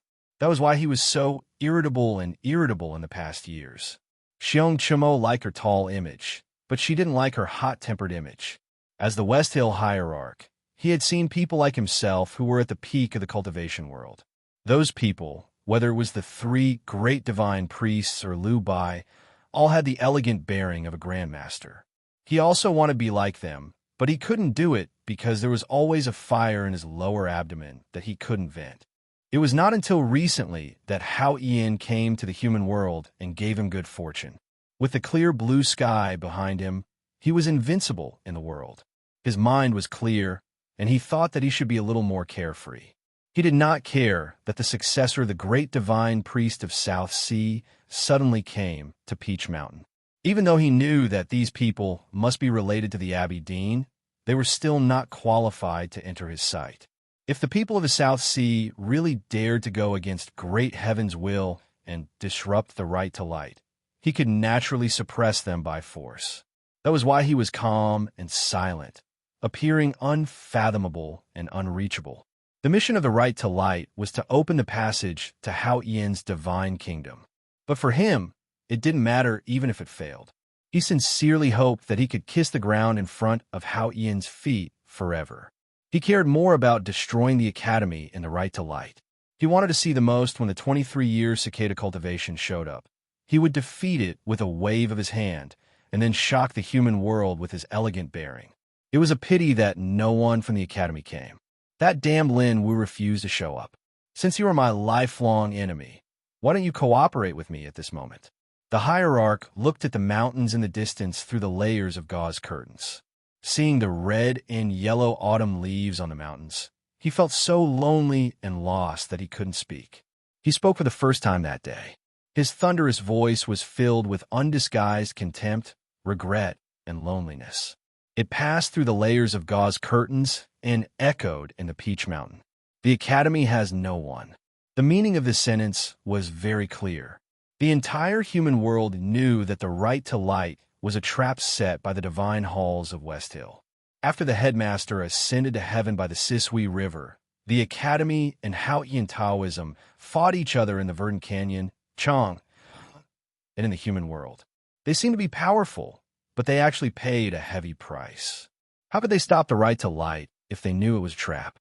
However, if the headmaster and Koharan were still alive, even if they didn't have the unimaginable state, would they just watch the disciples of the academy die in front of them? When the hierarch said that the academy had no one, he did not mean that the academy's power had been severely damaged. He meant that after the headmaster and Koharan, no one from the academy had the courage to break into the Peach Mountain. In the blood-colored sacred sedan, Yihong Yu had been resting with her eyes closed. The heated debate between Zhao Nanhai and the headmaster of the Revelation Institute did not affect her expression at all. When Xiaoyu from the South Sea said that Shun Pippi was her man, her lips curled into a sarcastic smile. When the hierarch said that the academy had no one, the sarcasm in her smile intensified. She knew that Ning Ke was on the Peach Mountain, but she did not know where he was. She knew that he would attack eventually, but she did not know who he would attack first. Suddenly, she opened her eyes. Starlight flashed deep in her beautiful eyes. Even the successor of the great divine priest of the South Sea could not make her open her eyes. Who could make her so surprised? Did Ning Ke attack? When Yihong Yu opened her eyes in the sacred sedan, There was a rush of footsteps on a mountain road outside the Peach Mountain. It seemed that someone was running. Then there was a heavy sound of metal clashing. Tens of thousands of Houghtian believers on the front yard looked back in shock. They saw the cavalrymen of the divine halls were in a mess. They could vaguely see a cloud of dust moving forward. Soon after, the sound from that direction became clearer. There were indeed people running at high speed in the dense forest of cavalrymen, and the sound of metal clashing came from weapons. The deacon of the divine halls shouted from afar, "Someone is breaking into the Peach Mountain." The powerful cultivators and distinguished guests around the altar frowned slightly. They looked at the rising dust and felt it was unbelievable. Was someone really breaking into the Peach Mountain? The divine halls of West Hill was right on the Peach Mountain. No one knew how many powerful cultivators were hiding there. The cavalrymen of the divine halls and the West Hill divine guards were enough to kill almost all the intruders. For thousands of years, only the headmaster of the academy had done it. Who else could break into the Peach Mountain? The great divine priests of the South Sea could come to the front yard because they were the Orthodox Taoism. They were guests of the Peach Mountain with Houghtian's permission. But who was it? After a while, the dust was getting heavier and heavier. The sound of metal clashing was getting more and more rapid. The footsteps of the intruder had disappeared. It seemed that he was in a tough battle. Try to finish the next chapter before 5:30. To be continued. If you like this work, please come Chidian. Come to vote for me. Your support is my biggest motivation. Chapter 882. Hearing that someone had broken into the mountain, the people around the altar couldn't help but be shocked. This mountain was none other than the Peach Mountain. But after a while, they calmed down. The dust was rising and the sound of fighting was getting louder. The battle seemed fierce, but it showed that the intruder was in a tough fight. That was only the periphery of the Peach Mountain, which was the least guarded. It showed how powerful the intruder was, especially for the national master of the Golden Tribe and Qinyin of the Buddhism sect. They could tell that the intruder was at most at the peak of the see-through state. Previously, Yi Hongyu was about to order the Divine Hall of Judgment to crush the people from the South Sea. 2,000 papal cavalrymen had gathered into a formation. Even though they could not charge due to the terrain, it was still not a formation that could be broken through. Therefore, although people were curious about the identity of the intruder, they were not worried. Some West Hill divine priests even thought mockingly that this wild cultivator was a lunatic who could not even defeat the cavalrymen at the outermost layer. How dare he make a name for himself by breaking into the Peach Mountain? Since there was no need to worry about the intruders, the focus of attention was still on Chun Pippi on the white stone altar. Everyone wanted to know how the Hierarch Lord would respond to the questioning of the successor of the great divine priest of South Sea. Would he continue to maintain his previous calm attitude, or would he be furious and suppress him? At this moment, a song was suddenly heard from the battlefield outside the front yard of the Peach Mountain. It was still far from the altar, so the specific words could not be heard clearly. But the song was clear and pleasant, as if there was grass growing in the song. People around the altar looked back subconsciously. Tens of thousands of believers on the front yard of the Peach Mountain also looked at the dust. They listened to the young and beautiful song and imagined the girl singing. The intruder was in a tough fight. How could he still be in the mood to sing? People looked at the mountain path below the front yard again. There were a few people who did not look away. In the sacred sedan, Yi Hongyu looked at that place quietly without any expression on her face. In the crowd, Ninkei looked at that place in a daze and began to take deep breaths slowly.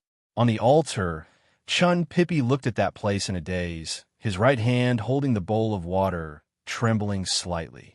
They knew who the intruder was and why he was singing. It was because the desolate men liked to sing, especially before a battle of life and death.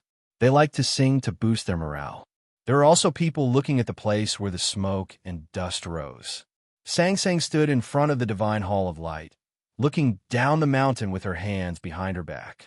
At this time, there was no one on the mountain. The two maids were in the side hall, and her figure looked a little lonely. She looked at that place without any emotion in her eyes. People looked at the smoke and dust rising from the foot of the mountain and listened to the beautiful yet iron-blooded singing. It was as if they could see countless horsemen charging across the vast wilderness. Suddenly, a discordant sound appeared in the song. It was the dull sound of a violent collision. A majestic warhorse was thrown into the air, and then it was suddenly torn into more than 10 pieces of flesh. Countless drops of blood sprinkled from the air, like rain falling on the ground, and the pitter-patter sound could be heard from far away.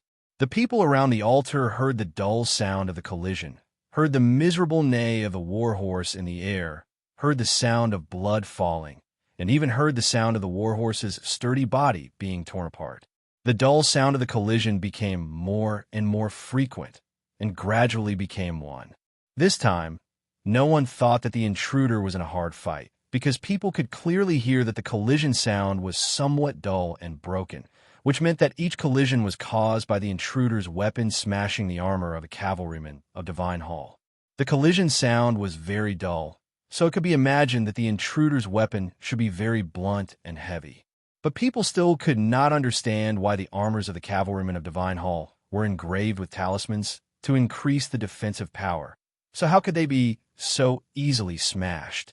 Even if the intruder had a magic weapon in his hand, how could he have such divine power? More than 10 cavalrymen of Divine Hall were thrown into the air, and more cavalrymen of Divine Hall directly fell into a pool of blood, which could not be seen by people on the front lawn. The smoke and dust slowly and unstoppably moved toward the Peach Mountain. It suddenly became quiet around the altar, and no one spoke anymore. After a long time, a deacon of the judicial department of the Divine Hall hurried to the scene and reported, "Someone has broken into the Peach Mountain." It was this deacon in black who first gave the warning. At that time, his voice was very loud but very calm. He said that someone had broken into the Peach Mountain, but now he sounded a little anxious when he said that someone had broken into the Peach Mountain. Someone broke into the Peach Mountain to state the fact and the enemy's will, but someone broke into the Peach Mountain. It was just one more word, but it had a completely different meaning because it meant that the intruder had already arrived in front of the Peach Mountain. Yi Hong Yu in the sacred sedan ignored this subordinate.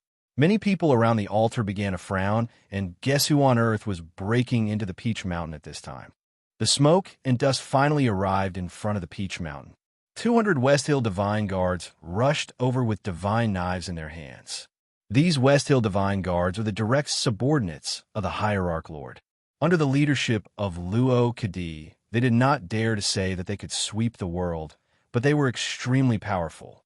Even Ning Ke found it difficult to deal with these West Hill Divine Guards in Chaoyang City of the Yuelun Kingdom.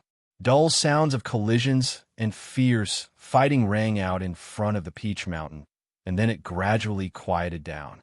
It was obvious that the West Hill Divine Guards had gained an absolute advantage. The expression on the head of the Revelation Institute's face became a little better, and the divine priests and deacons of the West Hill Divine Palace also felt a lot more relaxed, thinking that everything should be fine now. At this moment, the intruder's song rang out again. This song, which was like a wilderness with green grass and bloody slaughter, seemed to have some kind of magic. The surroundings of the altar quieted down again, and the battle in front of the Peach Mountain became fierce again. The believers at the periphery of the front yard suddenly scattered to both sides. Amidst the exclamations, there was a whistling sound of wind breaking. Several West Hill Divine Guards were blown away, covered in blood, and hit the big green tree in the distance.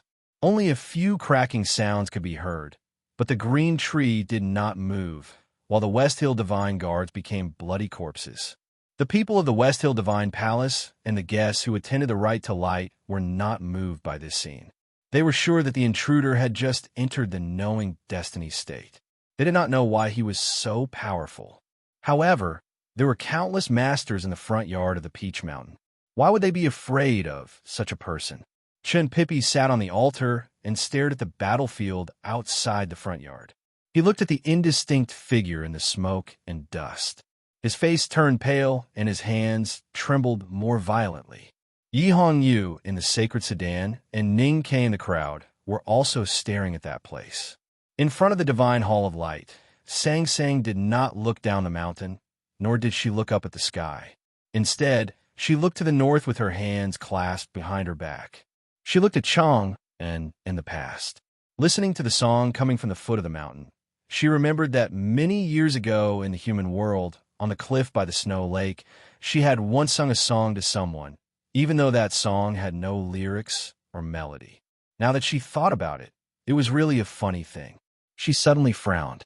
She realized that when Chun Pippi was about to tear his belt, she also felt that it was funny. But wasn't it funny to feel funny? The West Hill Divine Guards were defeated. The first array on the front yard of the Peach Mountain revealed itself. It was a soft ray of light. The soft and smooth light seemed to be held up by some kind of power. A protrusion appeared 3 feet above the ground, as if someone was poking a bubble on the surface of the water with a tree branch. The protrusion became more and more obvious until it became a hole with a pop. What could have broken the array of the Peach Mountain? It was a very thick iron rod. There were traces of molten iron on the iron rod. It looked ugly, but it was extremely hard and indestructible. The question was, what kind of power could have corroded such a hard iron rod? The iron rod had pried open the array of light. The smoke and dust from a battlefield outside the front yard poured in through the hole. It was a very magical scene. A figure appeared in the smoke and dust. Suddenly, a flying sword attacked from the foot of the mountain.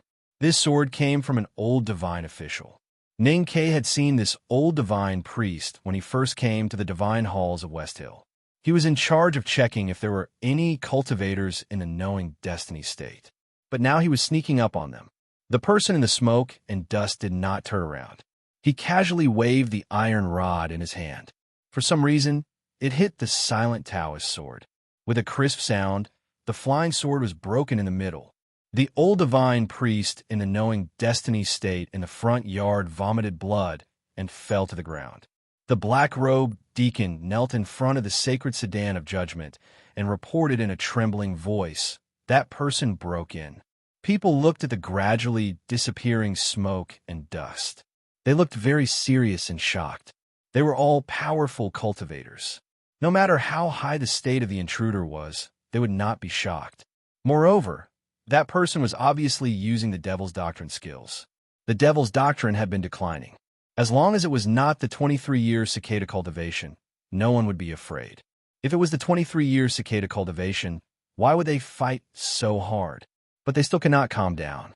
They were still shocked and even in awe. It was not because he could break through the 2 lines of defense and the array of clear light. It was because he had shown that his cultivation state was not bad, but it was far from enough to deal with the West Hill Divine Palace. That was why he had fallen into a bitter battle at the foot of the mountain. However, no one could have imagined that he had been constantly learning and improving his cultivation state in the bloody battle. When he finally arrived at the front yard of the Peach Mountain, he had become so powerful.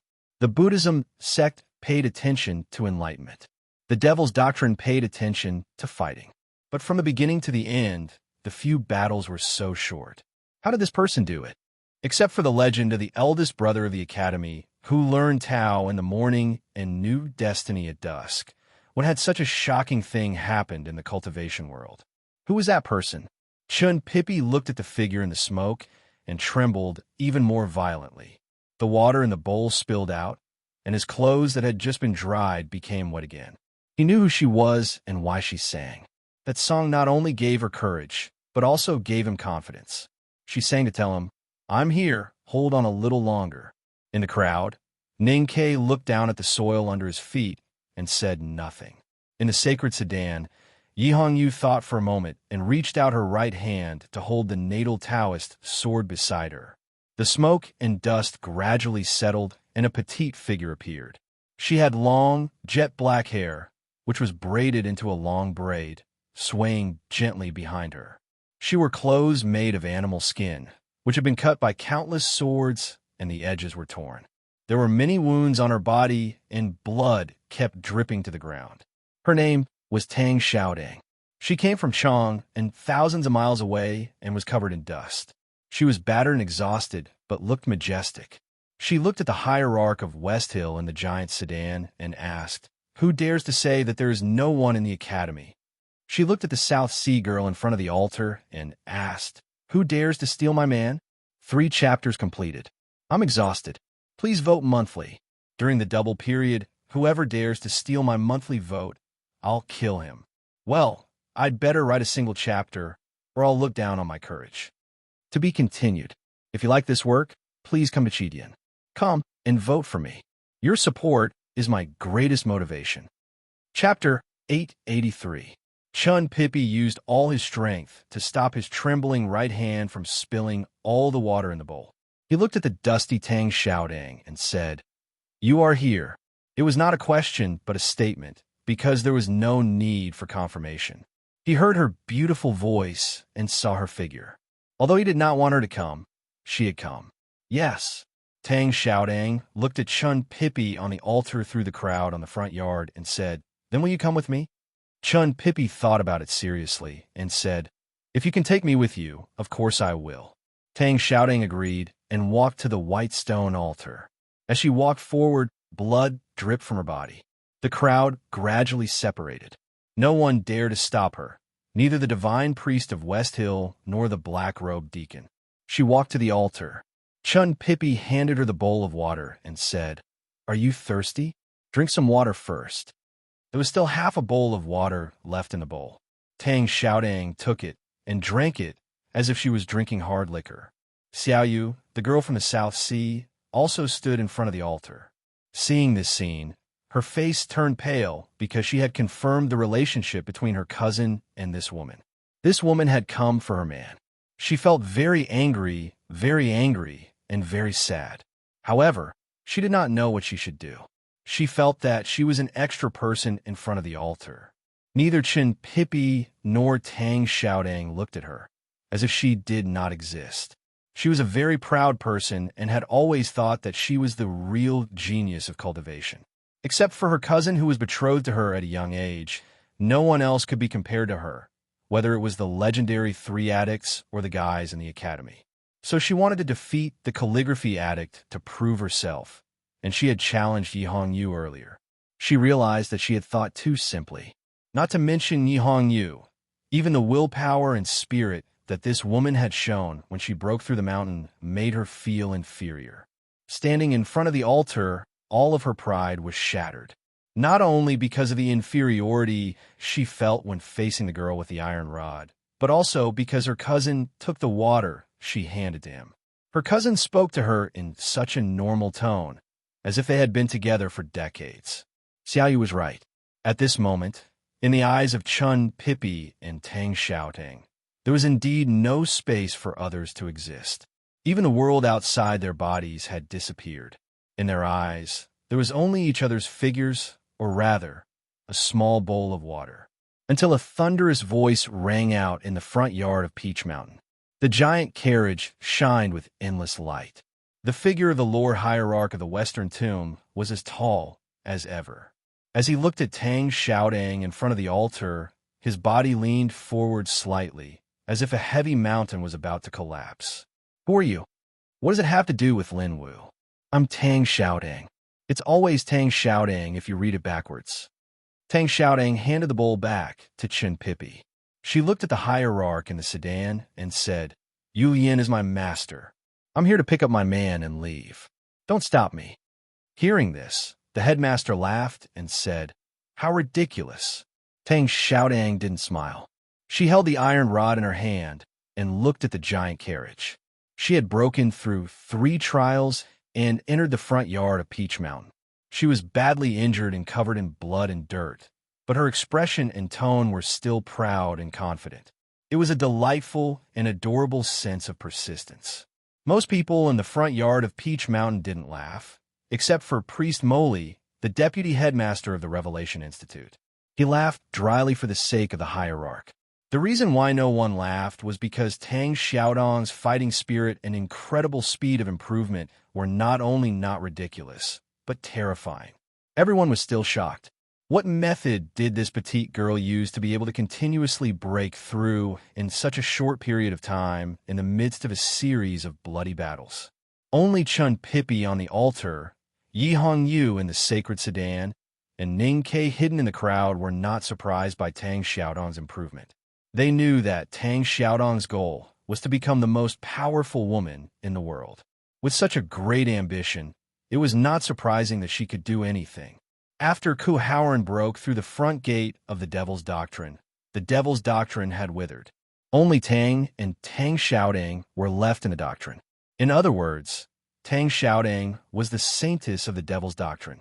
No one knew whether it was because of the desolate man's bloodline or the Tang family's inheritance, but Tang Xiaodang was very talented in cultivating the Devil's Doctrine. When they were on the snow cliff of Tianqi Mountain, she was on par with Yi Hongyu when she was only 14 years old.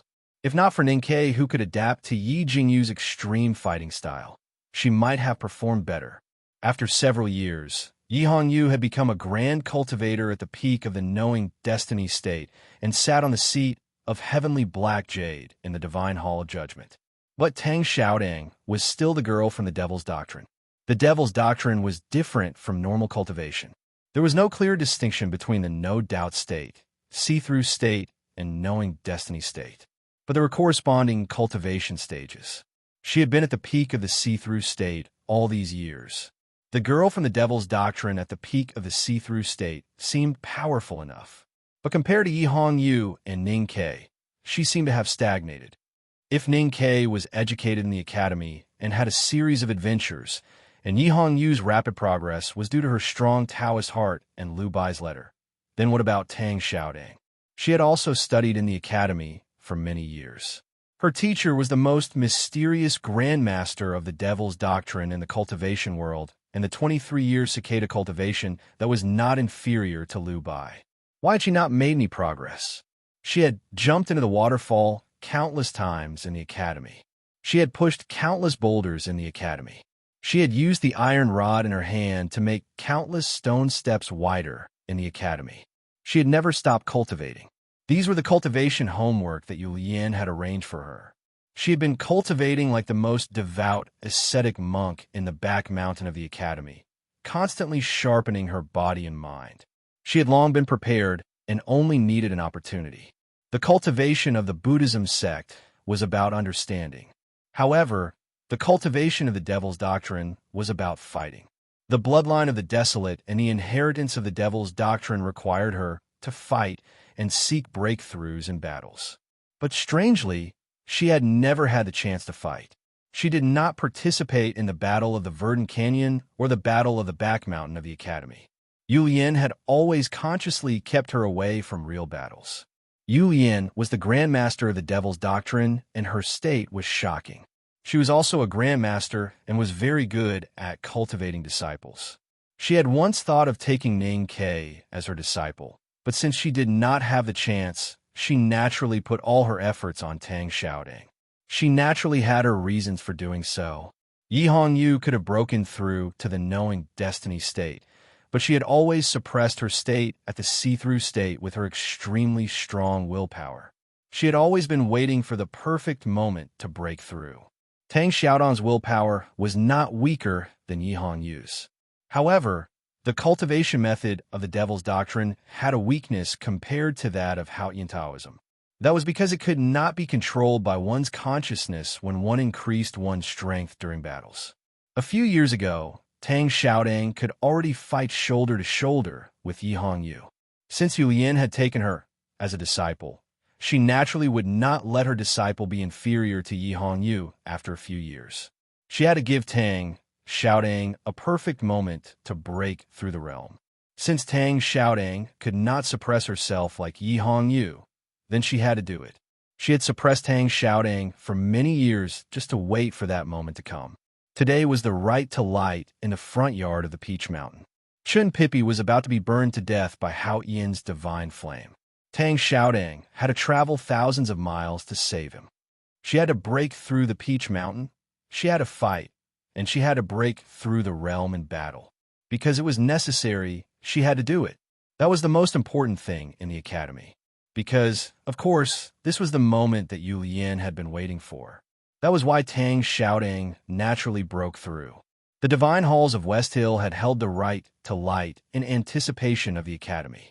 However, who would have thought that after such a long time and so much preparation, it would be a second-generation disciple who showed up? Tang Xiaodang's state was indeed very powerful. However, she was still young. There were at least 10 powerhouses gathered in the front yard of Peach Mountain who were more powerful than her in terms of state. That was why when people gradually calmed down from the shock, they could not help but feel complicated and even a little disappointed. It was like a punch that had been prepared for a long time to kill a fierce tiger, only to suddenly appear in front of you as a pure little rabbit. It was like the son of a minister who had died of injustice, spending decades to set up an extremely complicated and horrifying conspiracy to kill the emperor on the throne. However, on the night of the conspiracy, he suddenly found out that the emperor had died of illness, and the one sitting on the throne was only a little boy less than 7 years old. The most disappointed person was, of course, the hierarch lord of West Hill. He had looked at the mountains and said with a lonely expression that the academy was empty. That was the expression of his emotions. You are just a second-generation disciple of the academy. How dare you say that you will take someone away from Peach Mountain? The hierarch lord sighed and said, I was waiting for Lin Wu, but he was too timid to keep the appointment. He only dared to send you to your death. The academy is indeed empty. Tang Xiaodang looked at him and said, Last year at the back of the mountain of the academy, my teacher blinded your eyes, cut off your hands, and destroyed your snow mountain and ocean of qi. If it weren't for the fact that he spared your life, you would have been dead. You're just a loser. How dare you challenge the headmaster again? You have to defeat me, your disciple first. Her words caused an uproar in the crowd. Even though it was not a secret that the hierarch lord of West Hill was injured at the back of the mountain of the academy, no one dared to say it in front of the hierarch. Just when everyone thought that the hierarch lord would take action personally, General Buell of the Golden Tribe Royal Court walked out from the crowd. He looked at Tang Xiaodang and asked, The Desolate? Tang Xiaodang looked at him and said, Yes, the barbarians?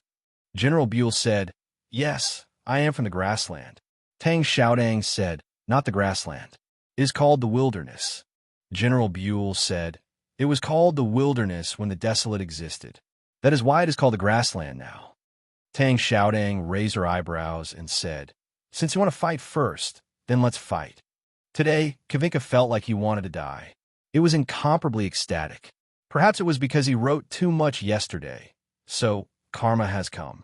I wrote this chapter for a few hours, and my eyes are unbearably blurry. The next chapter will be slower. I will try to finish it before 3:30. Thank you all for your monthly votes. I will do my best. To be continued. If you like this work, please come to Chidian. Come to vote for me. Your support is my biggest motivation. Chapter 884. People on the front yard of Peach Mountain listened to the simple conversation, but they could not understand it. Tang Xiaodang finally said, If you want to fight, then let's fight. When did Lieb invite you to fight?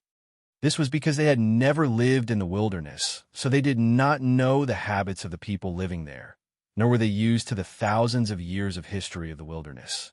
The wilderness was called the wilderness because the vast grassland in the north of the continent used to belong to the Desolate Man. 1,000 years ago, the Desolate Man Empire was the most powerful empire in the world. The grassland barbarians who ruled the wilderness today were all slaves of the Desolate Man, living a life worse than pigs and dogs. After the Desolate Man was defeated by the Tang, they were forced to move to the north.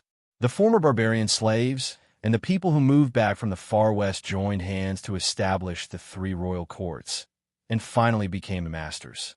Because of the cruel memories of that bloody history, the barbarians' attitude towards the Desolate Man was predictable.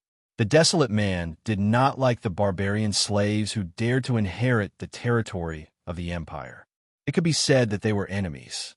However, after the Desolate Man moved to the Arctic snow region, the two sides had little contact and the hatred was gradually forgotten. As the everlasting night approached, the Desolate Man moved to the south, and a series of bloody battles broke out with the Left King's palace in the East Wilderness. The hatred between the two tribes that had been separated for 1,000 years finally woke up. The hatred between the two sides could no longer be resolved. The conversation between General Lieb and Tang Xiaodang about the name of the grassland and the wilderness was, in fact, a declaration of their positions. You are the Desolate Man, I am the barbarian, So this battle is inevitable. There are many powerful people around the altar, but no one attacked you. It is not because they do not want to bully you. Everyone knows that the Academy has a higher status. Even though you are a second-generation disciple, you are not their junior. It is because they dare not attack you, because they are afraid of your identity in the Academy. Lieb looked at Tang Xiaodang and said, "The hatred between the Golden Tribe Royal Court and the Tang Empire and the Academy is like the hatred between the Desolate Man and the Golden Tribe Royal Court. It is already irreconcilable. I do not care about your identity in the Academy. I admire your singing and your battle, so I will definitely kill you." Tang Xiaodang now knew from Chun Pippi that this man was the most powerful martial artist in the Golden Tribe Royal Court. But there was no fear on her innocent face, only calmness. Unlike Lieb, she did not say such a long speech before the battle. She rushed to Lieb with the iron rod in her hand. Her leather boots landed on the ground and crushed the peach blossoms. The iron cudgel whizzed down and hit Lieb's face. It was simple and direct.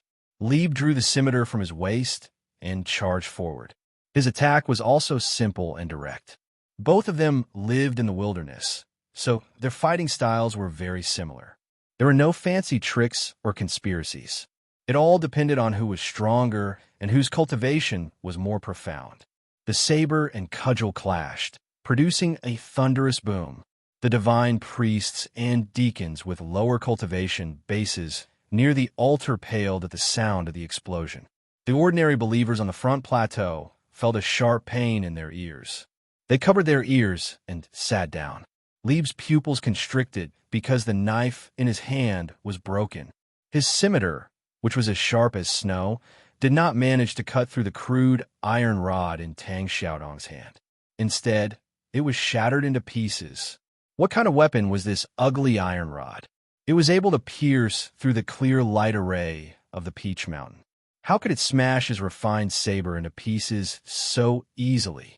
People on the front plateau of the Peach Mountain looked at the iron rod in Tang Xiaodang's hand differently. They did not know that this ugly iron rod was a sacred relic of the Devil's Doctrine. It was originally a huge blood-red scimitar. In the Battle of Chong, and the Abbey Dean created 7 Tianchi rainbows and tried to escape. Yu Yin jumped up to the sky and cut the rainbows with this blood-red huge scimitar. The blood-red huge scimitar cut the rainbows and was eroded by the power of Hao Yin contained in the rainbows. However, its essence remained the same. Tang Xiaodang used it as a crowbar on the stone steps on the precipice. After all, it could even cut the rainbows. What kind of weapon in the world could stop it? The moment the blade and rod clashed, the victor was decided. But the victor hadn't yet been decided when Lieb's expression changed abruptly. He let out a shrill cry as origin power from the grassland's sacrificial offerings gushed out of his body. He clenched his right hand into a fist and, like a small mountain, ruthlessly smashed it at the iron rod that had already reached his eyes. The fist and the cudgel met, and another loud sound was heard. The divine priests and deacons around the altar covered their ears in pain. Some of them even spat out blood. They had suffered internal injuries from the shock. Lieb was the #1 martial arts master in the Golden Tribe Royal Court. In terms of strength and cultivation, he was unrivaled in the world. He once fought with General Su Qi of the Tang Empire in the northern borderline and was on par with him. Unless Xiahou came back to life and the Tang Empire came here, it would be hard to find someone to subdue him. Tang Xiaodang could not do it. The mountain-like fist hit the iron rod. The sacred relic of the Devil's Doctrine was not easily destroyed. It did not deform at all, but the overwhelming power was transferred from the iron rod to Tang Xiaodang. She was knocked back with blood dripping from the corner of her mouth. Her hand holding the iron rod was slightly trembling, but she pressed her lips tightly and did not make a sound. The saber that had accompanied him for so many years was destroyed. Lieb's ferocity was aroused. He punched Tang Xiaodang and did not stop. He shouted and rushed forward with his fists clenched. He was forced to stop after 2 steps, because Tang Xiaodang was here again. She did not adjust her qi circulation or even wipe the blood from the corner of her mouth. She held the iron rod in her hand and rushed forward again. The scattered peach blossoms in front of the altar were all crushed into dust by her leather boots. Tang Xiaodang and Li met again. Both of them used short weapons, cudgel and fists. It was as if two hills had collided with each other. The front yard of Peach Mountain was once again filled with a deafening roar. The air was shaken violently, and the wind whistled. Tang Xiaodang was knocked back again, this time even further. Fresh blood dripped from her body, and it was a tragic sight. However, she let out a clear shout and charged back into the arena once again. Her youthful face was filled with stubbornness and ruthlessness. The iron rod fell again, and the mountain-like fists hit again. The powerful forces met again and separated again. Tang Xiaodang did not know how many times she had rushed forward. Although she did not manage to knock Lieb down, she did not stop and did not take a break. Lieb did not move forward again except at the beginning. Terrifying crashing sounds could be heard all around the altar. Many priests and deacons could no longer hold on and fell to the ground. Dozens of ordinary believers who were closer to the altar directly fainted from the vibrations in the air. All the powerhouses watching the battle were greatly shocked. Tang Xiaodang was obviously not a match for Lieb, but she kept attacking. Her strong fighting will was too terrifying. Ning Ke stood in the crowd and thought of the scene he saw at the gate of Chong several years ago. At that time, Tang Xiaodang was cheated of all her money and had to beg all the way to Chang'an. Thinking that she could not embarrass the academy in Chang'an, she decided to be a performer. She lay on the bench and smashed rocks on her chest. Today, when he saw her constantly attacking Lieb, he seemed to see an iron hammer pounding on a thick blue stone. Under the blue stone lay a little girl. Her breasts were not big, so the blue stone could not be flatter. As the iron hammer kept pounding on it, the blue stone would eventually break. Chun Pippi stood on the altar and watched the battle in silence. His thick black eyebrows were knitted together, and his thick lips were slightly trembling, but he was forcing a smile. He remembered what Tang Xiaodang had told him. It was when the desolate man moved to the south. In order to protect the old, weak, women and children in the tribe, she and her brother Tang drove away fierce beasts everywhere. Once, they encountered a pack of terrifying snowfield direwolves. She said that she was very scared at that time, but she did not think too much about it. She held the blood-red saber and kept charging at the wolves. She kept charging until she even forgot how many times she had charged at them. He said, "Aren't you afraid?" She said that as long as she started fighting, she would forget her fear. In the front yard of Peach Mountain, the collision between the two cultivators continued. The peach blossoms had long been broken, and even the wind was broken. It seemed that it would never stop. Just when everyone felt that their hearts were about to burst and shatter, the sound of impact suddenly stopped.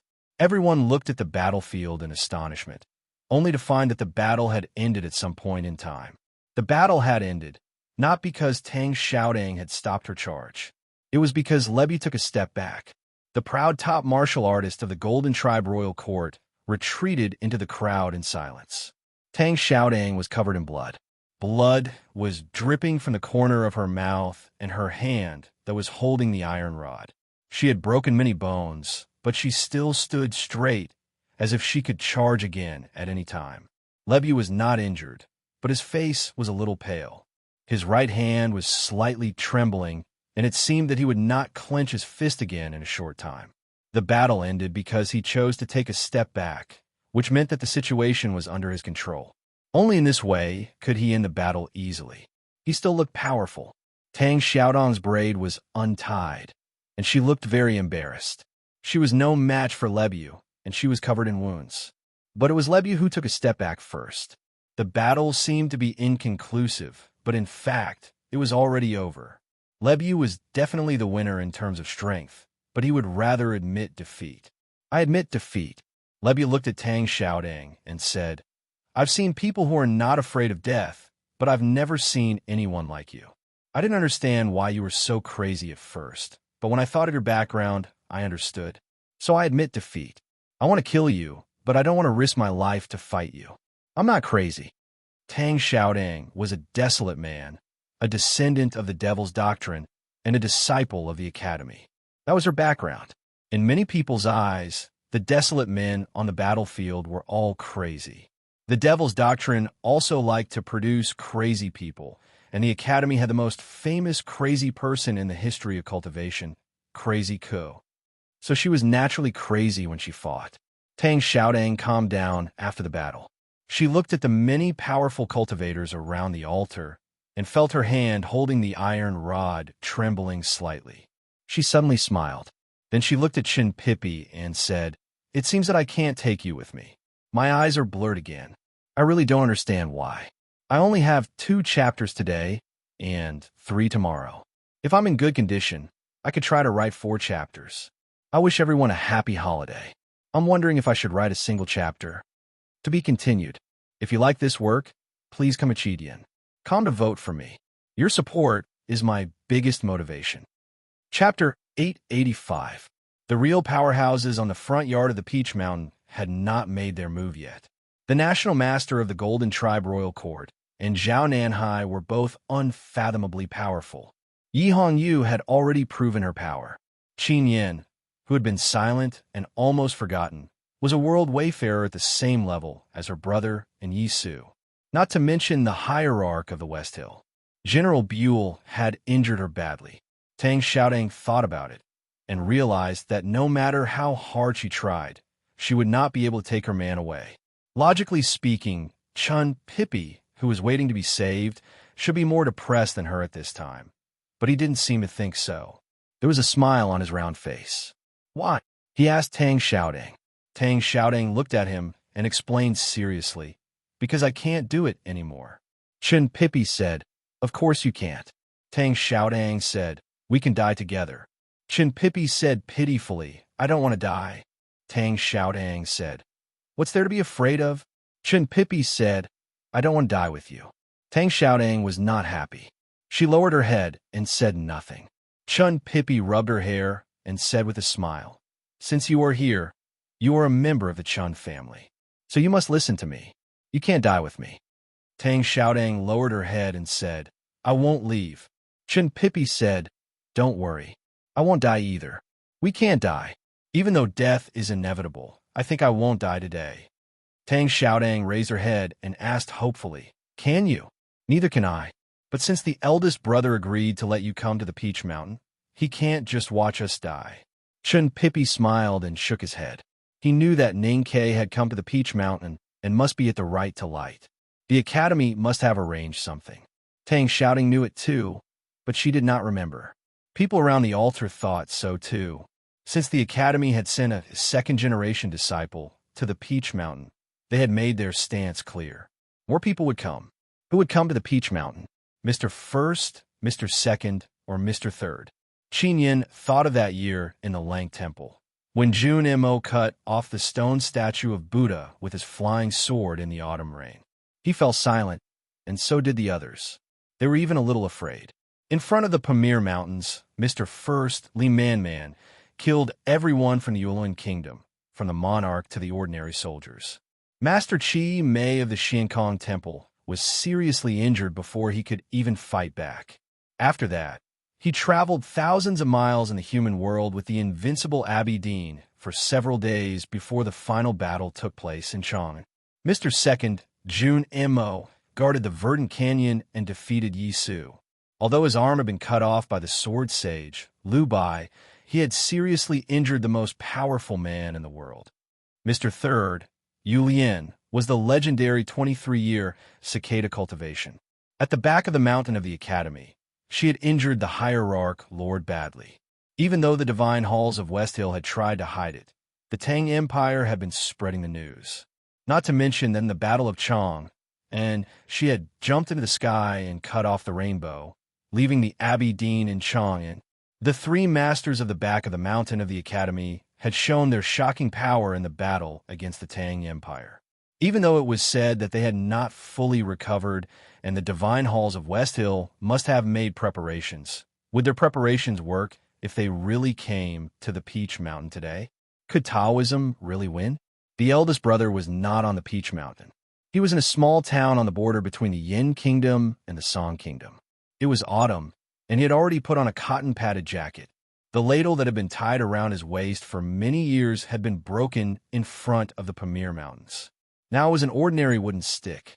Perhaps it was because he did things slowly and spoke slowly that he was called the Man-Man. He walked very slowly today, even slower than he had walked in the past. He had fought with the Abbey Dean for 7 days in the human world and in the bloody battles in Chang'an. The eldest brother had been badly injured and many of his bones had been broken. Even though he had recovered and no longer had to sit in a wheelchair, he still could not walk very fast. Apart from that, there was another reason why he walked so slowly. He was very nervous, even less nervous than when he was facing the Abbey Dean. It took him a long time to walk into the depths of the small town. He walked to the front of the calligraphy and painting shop and slowly lifted the front of his robe. He slowly crossed the threshold and bowed to the man inside. The man was sitting on a chair in the shop with a flagon in his hand. His face was wrinkled and his hair was white. He looked like he was in his 40s, but he also looked like he had lived for more than 4,000 years. "Greetings, sir," the eldest brother said to the man in the chair.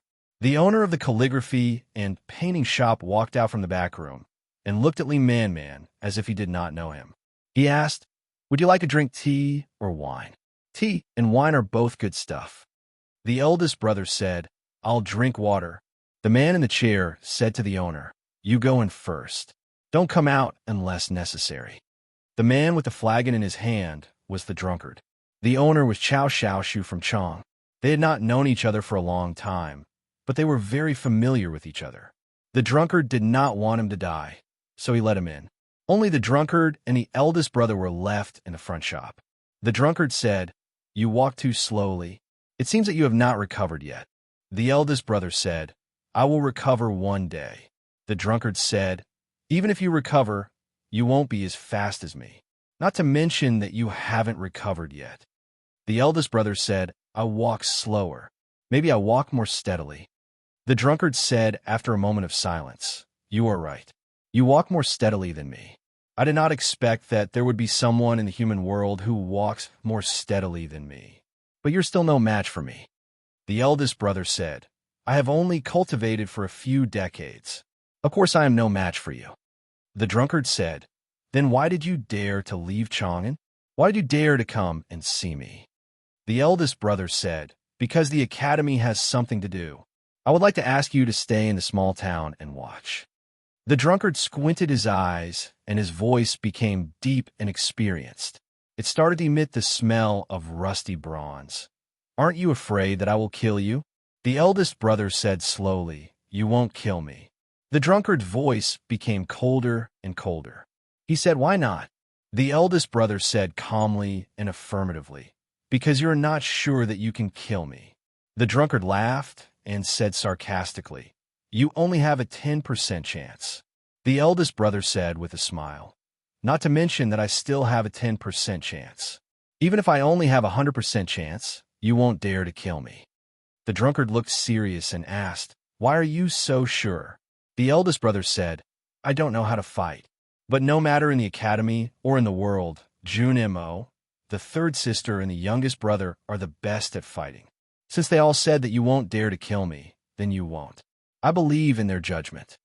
The drunkard said, "Even if their judgment will kill you?"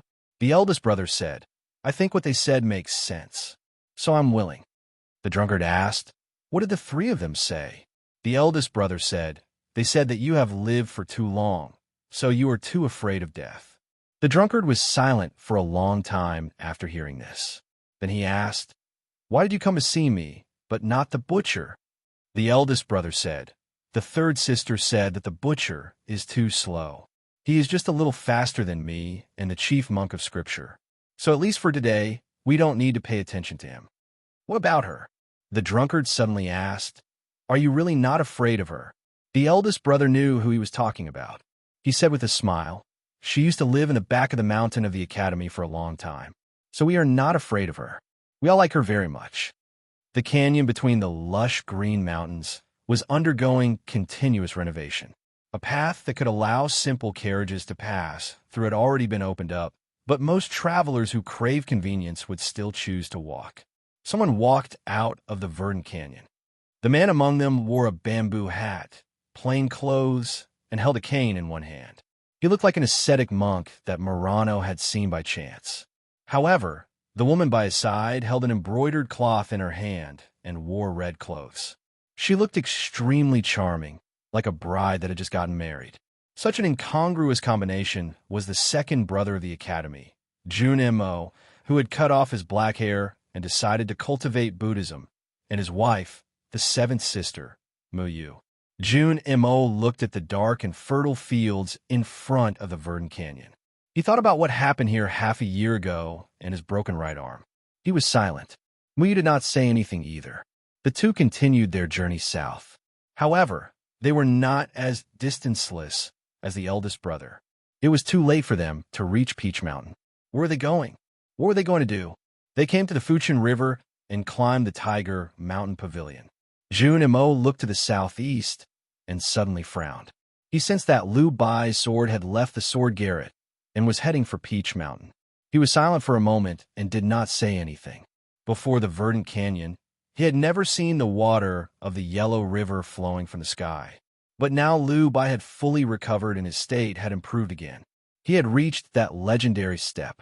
But Jun Mo had not fully recovered, and his broken arm was blocking his way. He did not know how long it would take for him to reach the same place. He could not help but sigh. He looked in the direction of the West Hill Divine Kingdom and seemed to see Liu Bai's sword flying toward Peach Mountain. He seemed to see the woman in front of the Divine Hall of Light on Peach Mountain. He also seemed to see the skinny little girl kneeling on the ground on the nameless mountain in the north of Chong, and several years ago. He did not know which one was her. He only knew that she was extremely powerful. What if she strikes?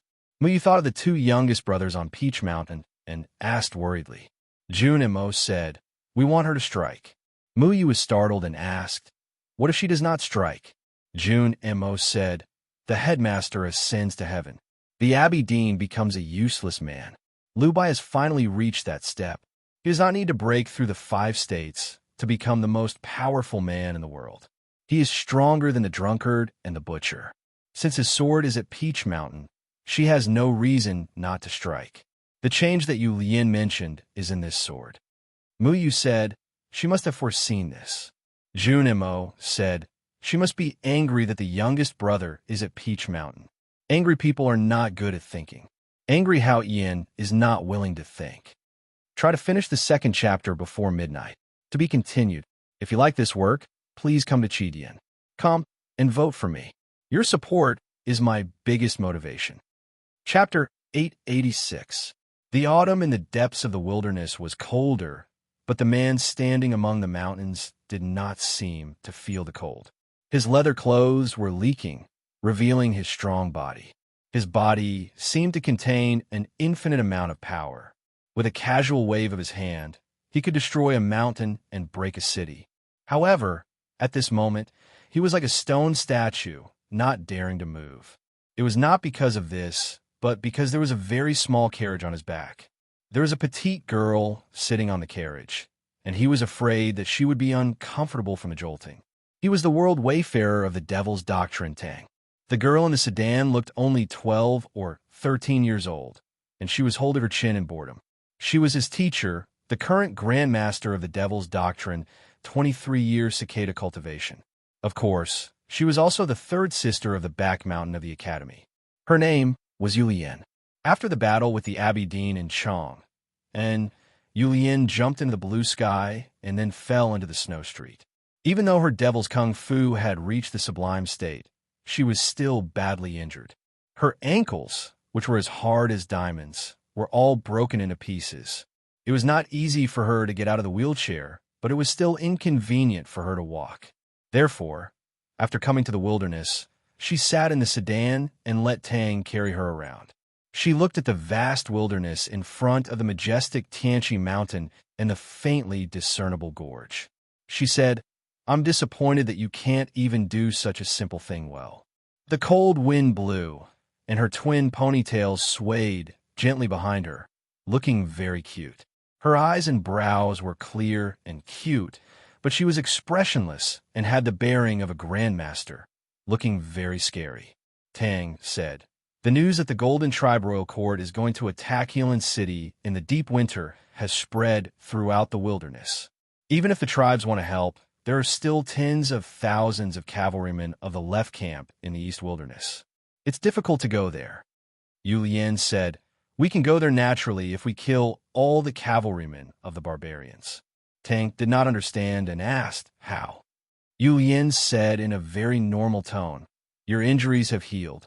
With your current cultivation, is it difficult for you to kill 200 barbarians in a day?" Tang thought for a while and said, "It should not be difficult."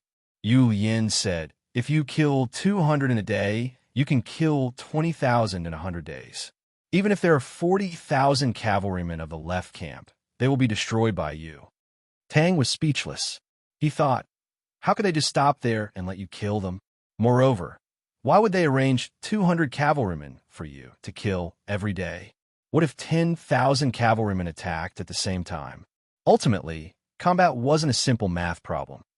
It had been many years since Zhang Xian had last seen his teacher, and his current way of thinking was truly incomprehensible. "It is not difficult to understand," Yu said. "The useless Longqing is not in the eastern wilderness, so the left tent palace has lost its backbone.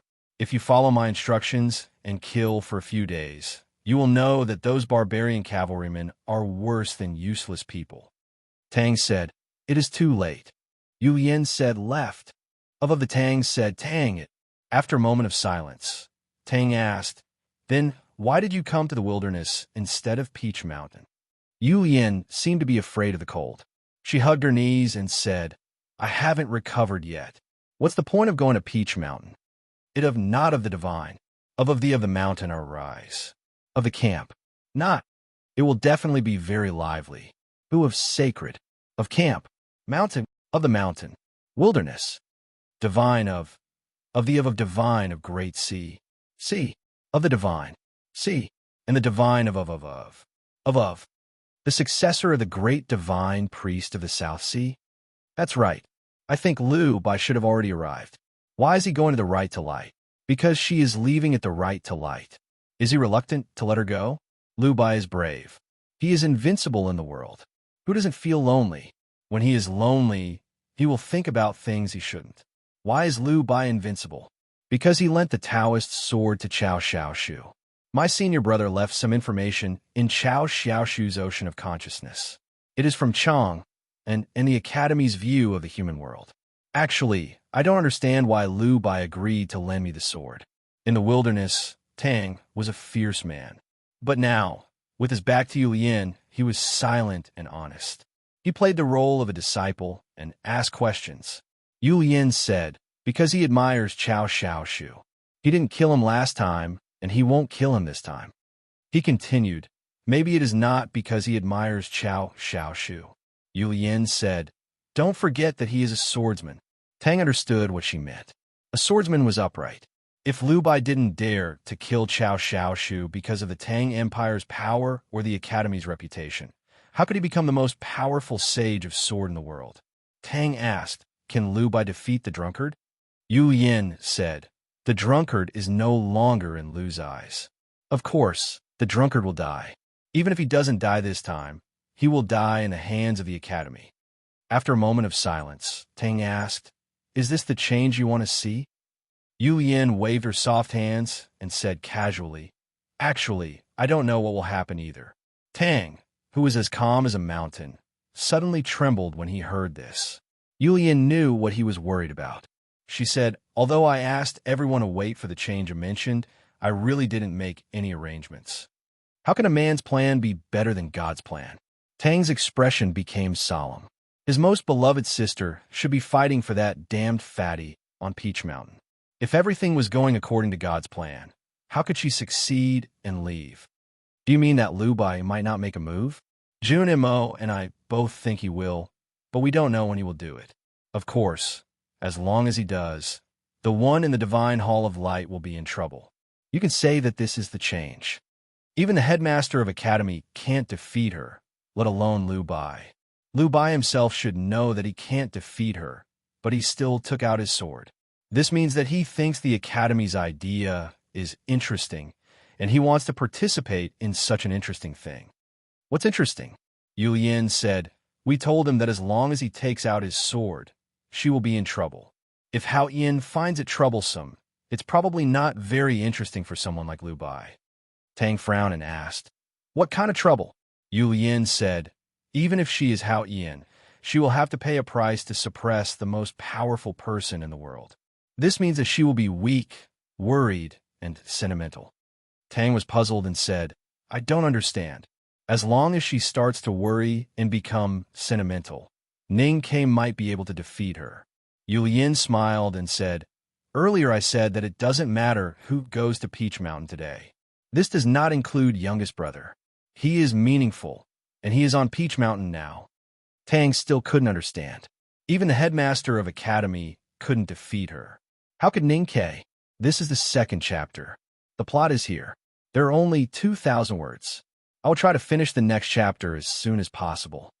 To be continued. If you like this work, please come to vote for me. Your support is my biggest motivation. You're tuning in to the Warrior Lore YouTube channel. Don't forget to subscribe and join us on this journey to catch the most captivating stories.